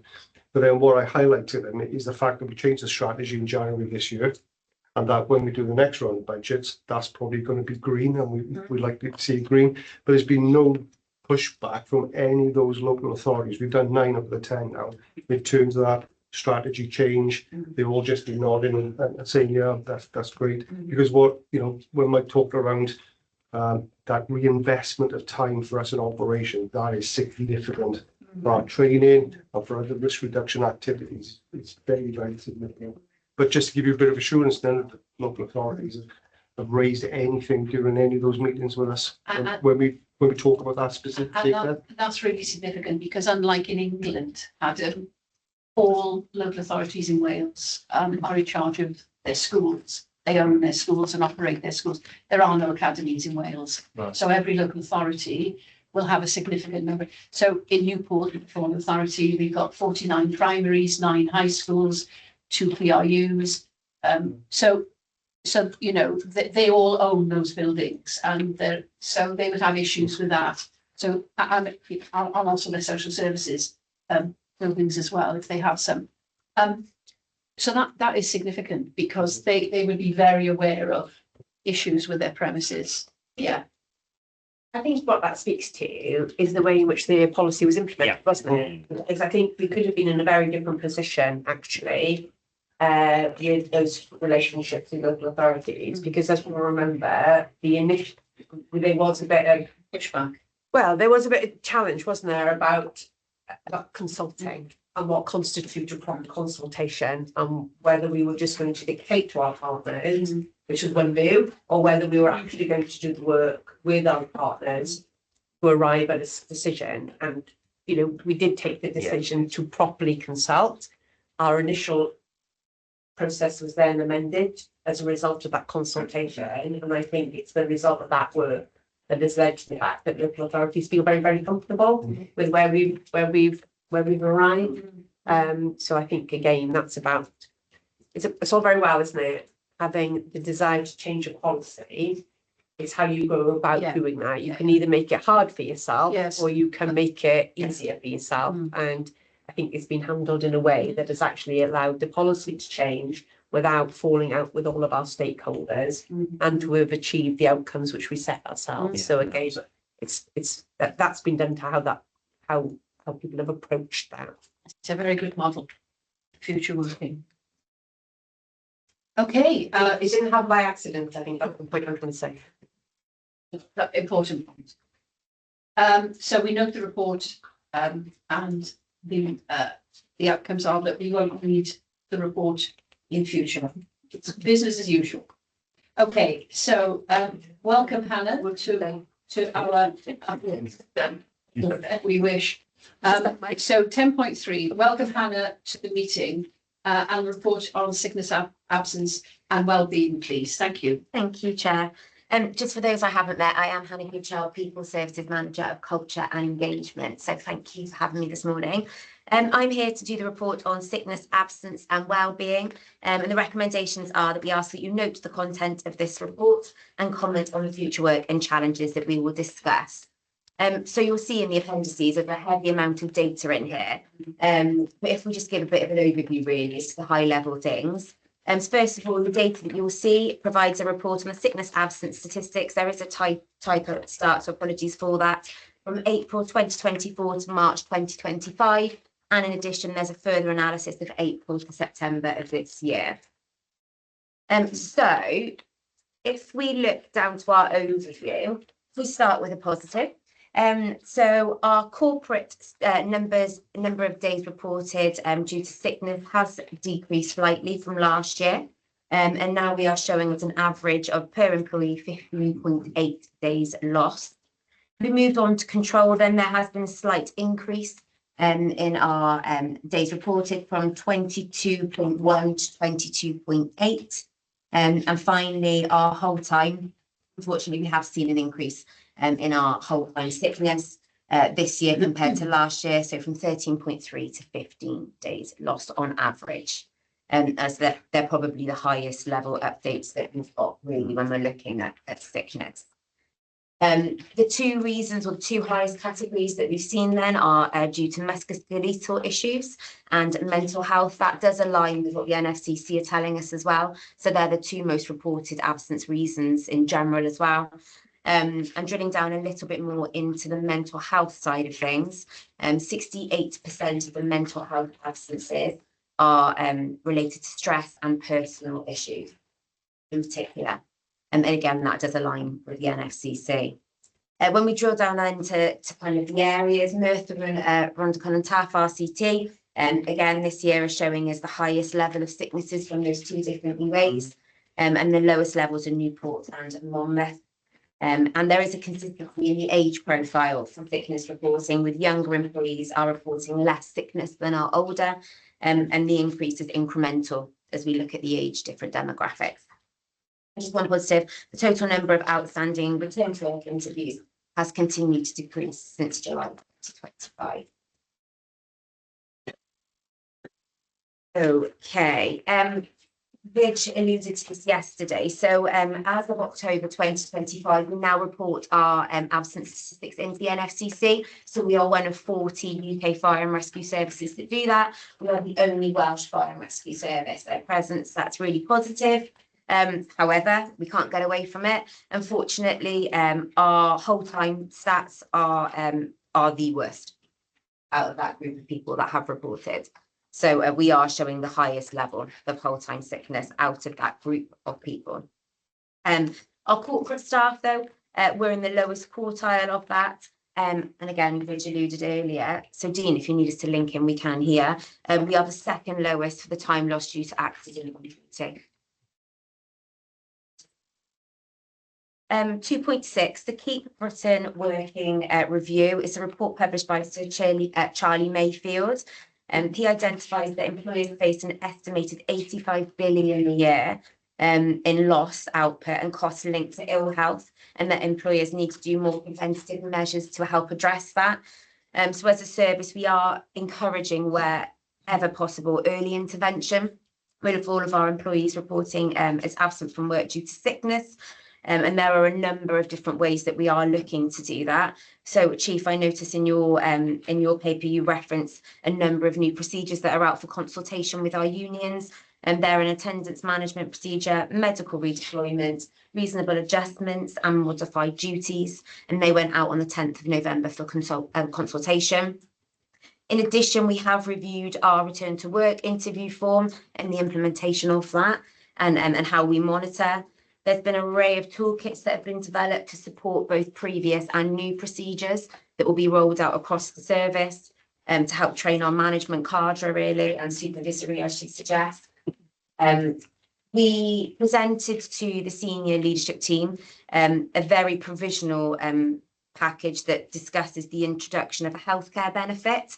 Anna, sorry, can I stop Yes, there? Can I just go back to the previous paragraph and just to note, in parentheses, you say sent to the trade unions on the 10th of November for consultation. Yeah. Can I just note that's really excellent practice, and I would urge other colleagues to do the same when putting into a report, because often in feedback we've had when meeting with trade unions, it's about they didn't know something or they hadn't heard something. So if it's in a report and it's dated, then I think that's an excellent cover for staff as well, so that we know trade unions have had it and they know they've had it. So if I could just note that point. So it's a small point, but it can become quite significant. So sorry if I. Not at all, thank you, Chair. So following the meeting with SRT, where we discussed the need to probably look a little bit more into the budgets and what that could look like, and there is some work again going on through the NFCC. So contacting those brigades that have introduced a healthcare benefit and looking at what that looks like in terms of budgets, rewards, and the statistical data really to be able to support, or not so much, I guess, either way.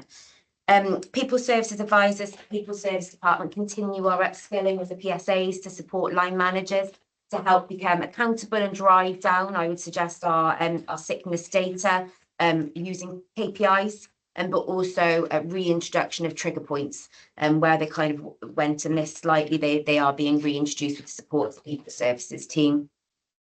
There's been a new patient management system. It is fully, well, it's in its very early stages of being rolled out through our occupational health colleagues. So far, the feedback is really, really positive. It's very user friendly. So hopefully we'll see some fruition then as to what that can do to help us drive down absenteeism. And finally, again, Chief, I know that you mentioned in your overview that we've got an oversight committee being introduced. And the idea is the current Your Health Delivery Group, that's chaired by the Business Partner of Wellbeing. That's very much been at the moment to relook at the terms, relook at who attends that meeting. But with the idea that it will feed into this oversight committee and the drivers that come from there with a more strategic, holistic view to help look at where our problems are, but also wider than our fire and rescue service and how that links into a wider strategy. And I would suggest that's probably where we are. Thank you so much for that account. I'll turn to Burgess, the person looking at this area for us. Thank you. We spent quite a bit of time on this report yesterday, discussed it quite briefly, so I don't propose to go through all of that. I think just to point to some of the points that we need to be aware of in the appendices. So on page 130, if you look at the total number of shifts and days lost, it works at 31,000 shifts lost during the year, which if you sort of ballpark that, I think works out like 170 pounds, which is 10% of the organisation. And so, you know, these, and you look at the costings that go behind it, it's quite a significant number. I think on page 134 and figure 7, the outstanding returning to work interviews, I think it's quite concerned because the returning to work interviews is a really important part of managing sickness and the relationship with the individual and line manager. So I think that's an area where the oversight group may want to sort of look at its attention. I think then without, and then the final bit will be on page 137. I guess there's an unfortunate irony that we're really safe, or much safer than virtually all the other brigades when it comes to the operation environment, and when it comes to the actual sickness environment, you know, the worst performing. So there's a mismatch between those, and I gather that the sickness levels yesterday were quite significant. I think 30 or something. Yeah. So there are lots of elements here, and this has been a persistent issue for us. Yes. And there's been a lot of discussion, a lot of talk, but now it should be. I'm glad to see it's one of the chief's certain priorities because it is something that affects staff well-being, affects public service delivery. It makes us look less than great in terms of the comparative data, except the one where on duty services. So I think there's an awful lot that needs to be done. There was quite a discussion yesterday within the committee. Thank you. Thank you. Carl. Yeah, I'm going to go because we've had the update from Victor on the People Service Committee, which on some really went well. And obviously, Chief, very grateful for your update you gave us out of session around what you intend to do. You know, if you look at, I think there's always a risk in it with any organisation, get kind of used to what you're getting used to. And it does, when you look at the levels here, it feels like we've just got used to it over the years of running at a certain level. And then you look at everywhere else, we are well out of kilter here. And there's got to be something like, I am sure we all agree, it's a complex issue, isn't it? There are lots of different elements and you've got a chip in place. So I think, Chief, your approach and the support agent, it's got to be right going forward. But the optics around this, around community, you never want to be number one in this area, do you? And being number one is not a great place to be. So I think the more that we can do to support you around that one is really important. I've said it to a number of people, and one of the most frustrating bits when I did a staff survey in my last place was that the staff got fed up with other people that were off sick. So they were, because everybody has to carry the weight, don't they? So it's a knock-on effect in the organisation. So the greatest wasn't what I did, wasn't the impact of the organisation, it was actually their colleagues that weren't there. So they were having to carry the extra weight. So I think we've probably got a groundswell in the organisation that once the issue's tackled, you know, looking at all those kind of issues, but it's going to be a complex thing. But the grip, Chief, around it, I think is really important. And I can echo that, Carl, because, you know, in my real life. I was a teacher for 35 years, and it was so frustrating of that regularity of absence from colleagues, because you all have to pick up the slack, pick up the slack, and you have to do it. And yeah, it's the people in this organisation that will affect that change, I'm sure. Yeah. Chief. There's something, so Charlie Mayfield this morning on the radio was talking about mental health, particularly and approaches to mental health. And there is a bit of a tendency in Britain as a whole for, you've got a mental health issue, to stay at home or to go home. Well, And the Secretary of State has initiated his new look into this week, hasn't he? I mean, he's had to ameliorate his position somewhat, but it's very clear that West Streeting understands that we have a problem. And the thing is, it's a really complex issue, but it's sort of pretty well known. And where I came from, we didn't send people home. We kept them in the workplace because it was so good for their mental health. And it's all of those support networks that you've got around you, and keeping a regular drumbeat of activity. And sometimes people they can't handle being in the workplace because they've got a mental health issue, and then they'll go home. But rather than signing someone off for a month, 2 months, 3 months, you actually have a much more flexible approach. And I think for the workforce, and we are in a recorded interview, my approach here, this is all about the welfare of our people. It's the long-term welfare of course I'm after, because I'm really concerned about these figures, and I'm really concerned actually about how the mental health approaches are taken.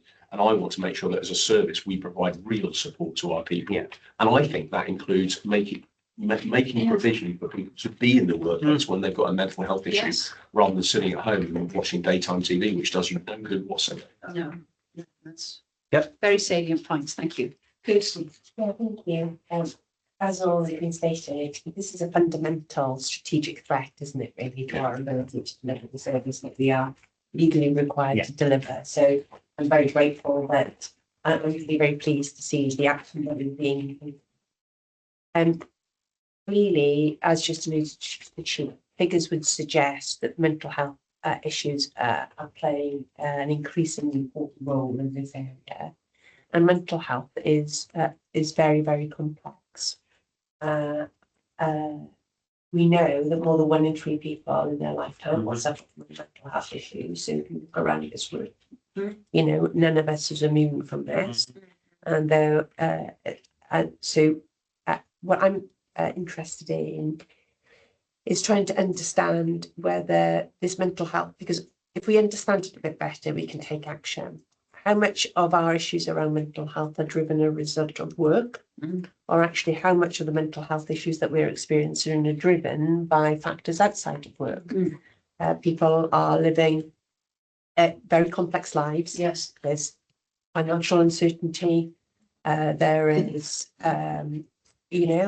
we live in complex families, complex environments. So quite often it is factors outside of the workplace actually that potentially could be driving mental ill health. And so I think we really need to understand more than just mental health, what the drivers are, because then we can look to put in place the proper support. So is it because we need to support our colleagues more in handling day-to-day stresses in their everyday lives, in their relationships and their families? Do we need to do more to address people's financial challenges with, financial information, debt advice and support to address that? Is it around issues around bereavement? Do we need to make sure that we've got services there that hold people when they are suffering tragedy and bereavement in their lives? So I think I agree. For some people, being in work is the best place to be if they have mental distress. For some people, it will not be the answer to their mental distress. So we do need to better understand, I think, what lies behind that headline, so we can put appropriate support in place. So Lisa's. Absolutely, and a piece of work we're doing with the patient management system is reclassifying the reason for sickness absence. And as alluded to in the report, we've actually been in liaison with the counselling service, and the vast majority, 68%, is personal issues. So a piece of work around resilience, I think, is needed. So we're exploring at the moment within people services what we can do to get people to self-reflect around their mental health and well-being and resilience, and then where their strengths are, where their weaknesses are, and what we may be able to put in place then to support them. So that's a piece of work that we've initiated in the last 3 weeks. And it may be just be signposting, so that's like on your own personal responsibility for some of your resilience, but sometimes people will just need some practical help. And that's not to say that we have to provide that practical help, but being able to, that we can signpost people to practical sources of help, I think would be Absolutely. And the employee assistance program covers things like financial Exactly. well-being and things like that. So just a campaign around signposting, especially this time of year. Yeah. Chief. If I may, just to add to that, the fact that we now have a flexible working policy can help with this. But then also trying to be more flexible with people. You might be in one part of the workplace that is triggering, and you can go to another part of the workplace that wouldn't be triggering and can help with support. You know, we need to be really thoughtful about the way we go about doing this, and obviously take a look at advice about it as well. But, you know, what this report signifies is the enormous steps that the organisation is now taking to address these issues. So that news for all. Ian, sorry, did you want to? Yeah, thank you, God. So we could just pick up on what Hannah said there. I think with the 68% mental ill health that's related to personal issues, maybe that's because of a reduction or accessibility to the mental health provision outside of work that's been provided.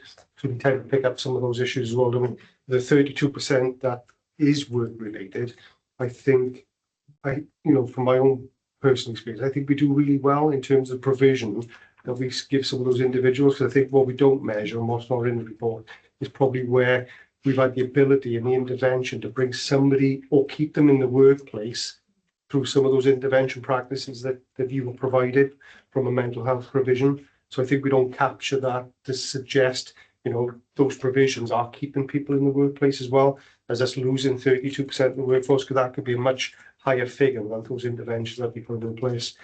And plus, just as the charity lead and the firefighters charity, we had 80 odd individuals of this service outreach to some of the provisions in the firefighters charity that they provide in the last financial year as well. That's just quite significant.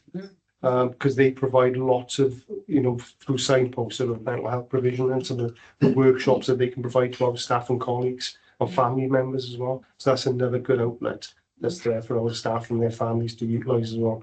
It's important for us to recognise that. And coming back to your first point, innovations we've explored, for example, around workplace issues is hot desking somewhere else in the building. So you don't, if there's a team dynamic issue, you don't need to come and work in that area. You can come and work somewhere else in the building. So we've deployed that quite successfully over the last 12 months to keep them in work. It's unquantifiable who hasn't booked sick because you've done intervention. Yes. Yeah, interesting. Well, we're on the case and making lots of strides forward, and we look forward to further updates to see how well this work is progressing. Thank you very much, Hannah. So we know the contents of the report. We've discussed the future work and challenges, and we'll hear back from it. And coming to 10.4, update on the McLeod O'Brien pension implementation. That's Lisa. Thank you. Thank you, Chair. So this report provides an update on the requirements and statutory obligations arising from the public sector pension scheme legislation, more specifically firefighter pension schemes, and we're more familiar with the McLeod and O'Brien Matthews pension remedy exercises. And the commissioners are asked to note the content of this report. As commissioners are aware, McLeod, Sargent and O'Brien Matthews are two key pieces of work being progressed by the service in response to legislative changes relating to public sector pensions. McLeod Sargent responds to a Court of Appeal ruling in 2018, where it was ruled there was unlawful age exclusion. Reforms included restricting existing final salary schemes, extending retirement ages, and introducing schemes. O'Brien Matthews, the second options exercise, is taking place to allow eligible on-call firefighters to this as a special member of the new firefighter pension scheme 2007, back to the start date of their employment. Second option exercise came about as a result of a challenge following a previous exercise, and the court ruled that service going back to the start of employment should be considered and applied for certain on-call firefighters. There is a more detailed explanation of both at appendix. In specific relation to McLeod, under the regs, the scheme manager is required to issue a remedial service statement, an RSS, to members of the relevant pension scheme. In order to facilitate progress through projects, members would reduce the cohorts as described in the table. Overall, commissioners will note that progress has been positive. Intel indicates that across Wales, services seem to have achieved more progress in this arena than the national average. However, commissioners will note that figure related to the protected category, and these are the categories who are likely to see limited or no change to ensure that they're retired with. Commissioners will also note that there were instances where we couldn't progress cases because legislation was delayed. In relation to O'Brien Matthews 2, the service has contacted nearly 500 people who were on call or previously on call employees to inform them that they were eligible for the remedy. Some have responded and we have processed these cases. For some individuals, there are also interdependencies with the McLeod remedy exercise, dual contracts, that kind. So in terms of issues, the service increased resources, thanks to commissioners who had an additional 2 temporary staff within the pensions team to cope with the additional workload.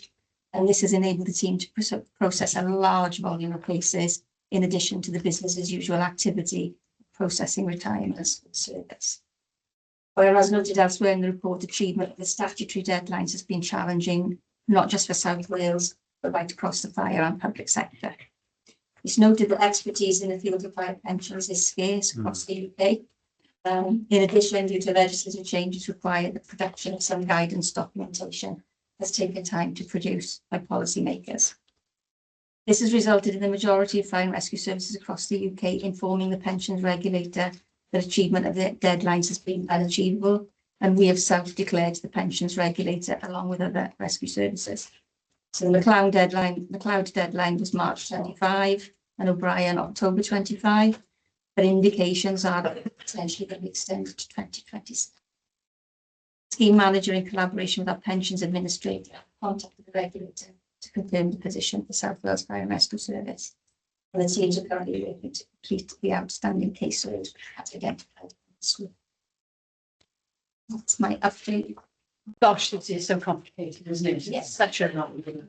Can I just check for you? So our local authority partners would be involved in this as well? Yeah, so that, they kept all this stuff away from me, see.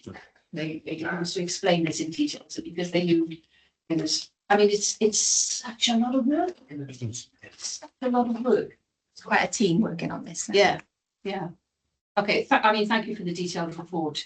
Who wants, Kirsty, could you, oh, sorry, Carl. Just one thing, and this is a problem, you've got a bit of personal knowledge, because I am one of those that's there in another line.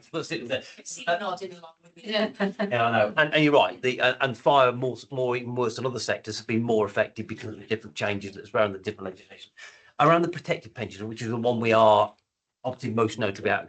Do you have an idea, Lisa, or do you think for a future meet you could prepare what the timeline is likely for that? Because I think that would be helpful for us, because obviously they are the biggest group that are out of kilter. Possibly, as you say, the less impacted, but it would be just useful around the timeline around that, really. Yeah, no problem. No, great. That's okay. Yes, Chief. Yeah, if I may here, this is a really sensitive issue for people. Not only prior to leaving, but particularly after people have left. There's loads of uncertainty has been built in by these different remedies. And I've had some communication from people who are quite traumatized by it, actually. And we're trying the best we can to work through these issues, but it's so complex that it does take time. And the more we can do for people to give them indicative timelines would be much appreciated. Yeah. And I know how hard that is. Yeah. It's challenging because sometimes it's out of our hands. Yes. It's not something we Yeah. have control over. Yeah, that is dependent on legislation, isn't it? Yes. Fish. I mean, there used to be a time when you could work out firefighter pension on the back of a flag packet for that bit of thing. But it is very, very complicated. And I guess the bit I wanted to just say elsewhere, because this doesn't, I'm from a generation before, but the GAD guidance for people. So you've got issues with people getting divorced, and there's enough trauma in a divorce, and not to be able to get the financial elements put into it can cause even more. I mean, but it's a million, we can't seem to scope out how long that's going to take or what the impact's going to be. Is that right? Yeah, it's something I need to look into, but it is very, very complex. And again, we're reliant on so many different people to be able to help us. And it's not just fire, it's police, it's schools, health, it's all public sector. Yes. I think the GAD calculator was the main reason that was released very late. And then I think it only dealt with the straightforward cases and you need different versions for different things. Yeah. I think that was certainly an issue we had at Avon as well. It's causing so You just don't know when it's going to land. So you have to start doing calculations manually, which is very, very complicated. It's a lot of hours in manual work. Yeah, I think managers answered it there, Chair. There was a little bit around that guidance for around divorce. I do chair the local pension board. I'm not an expert. I rely on the people in the room to provide the expert. I disclose that now. But in terms of the divorce and the transfers from our pension pots, I think from my understanding, it's legislation that's holding it up.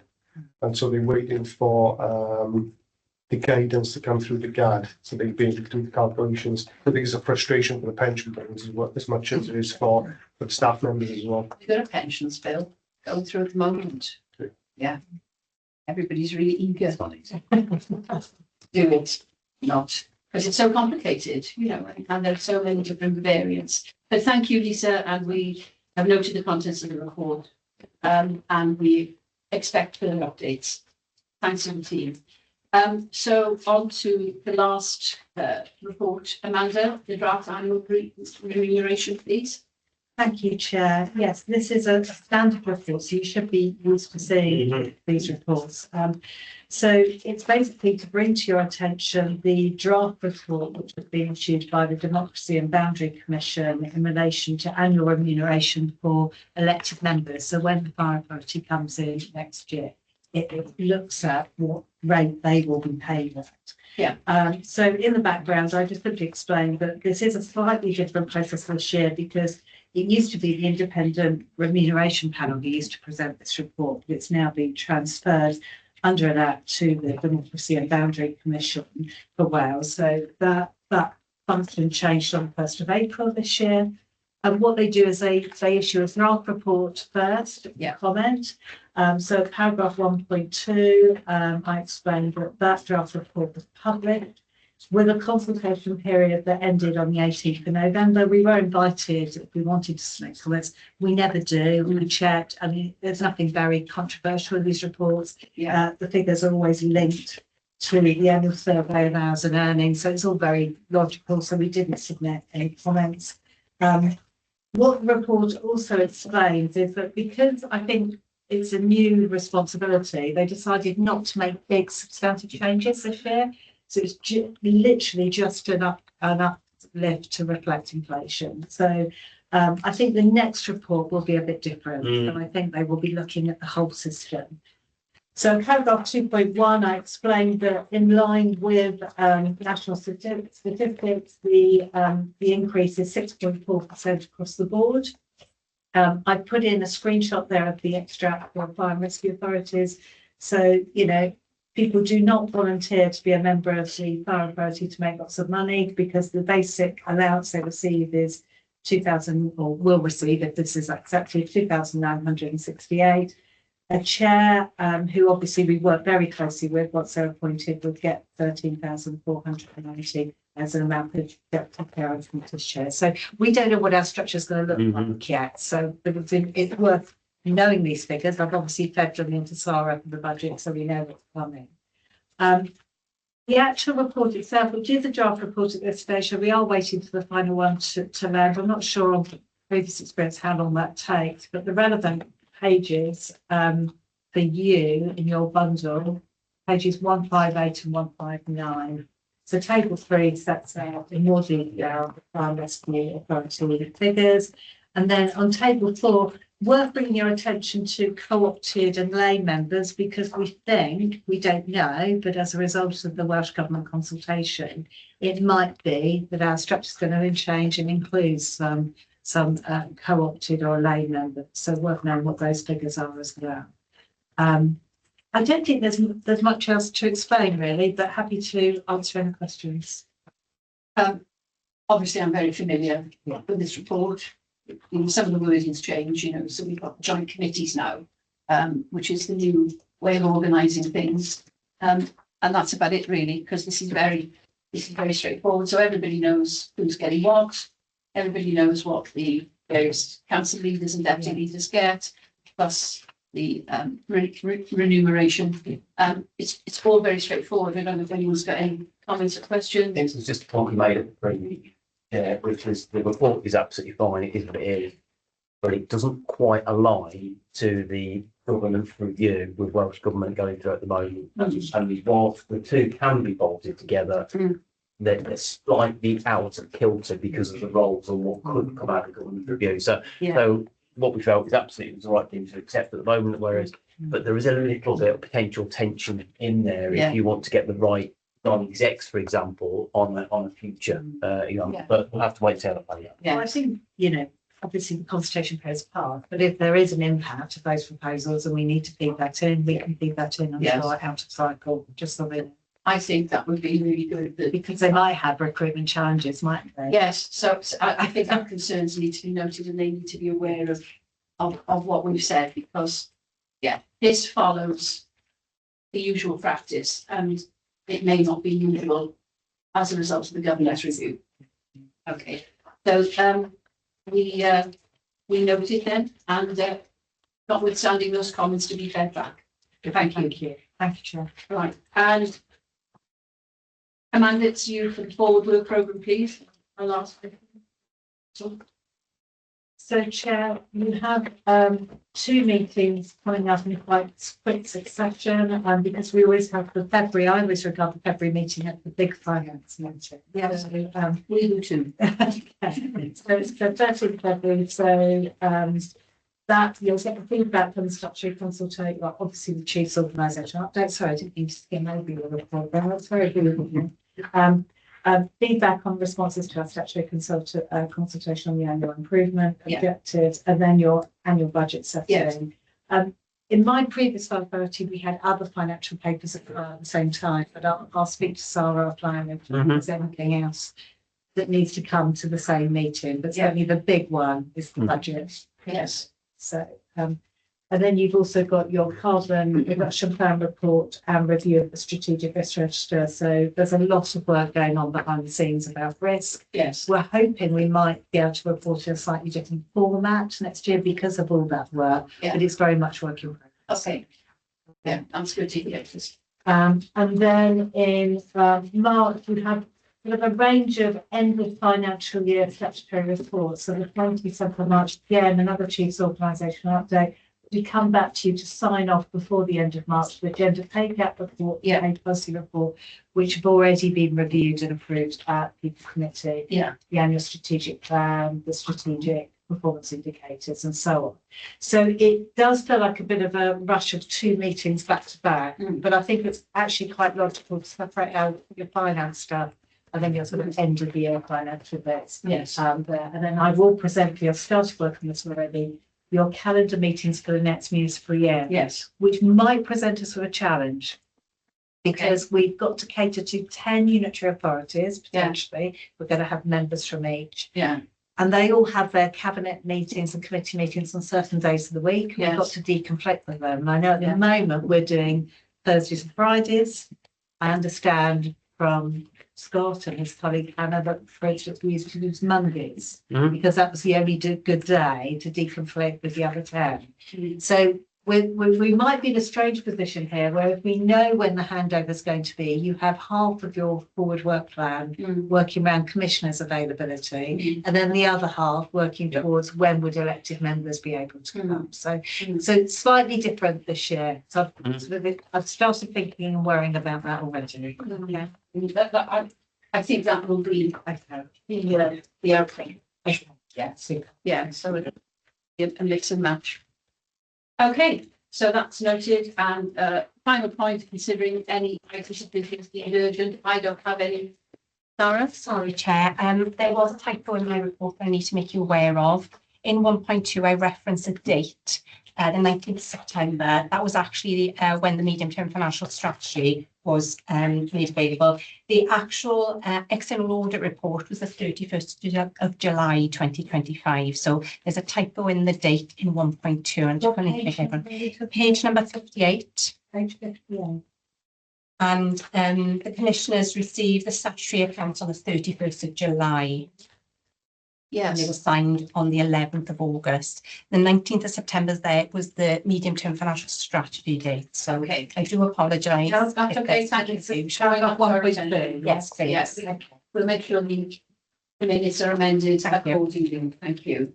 Right, there is no further business. Thank you very much, Joe Abdul. Thank you very much for coming. I declare the meeting closed. Thank you.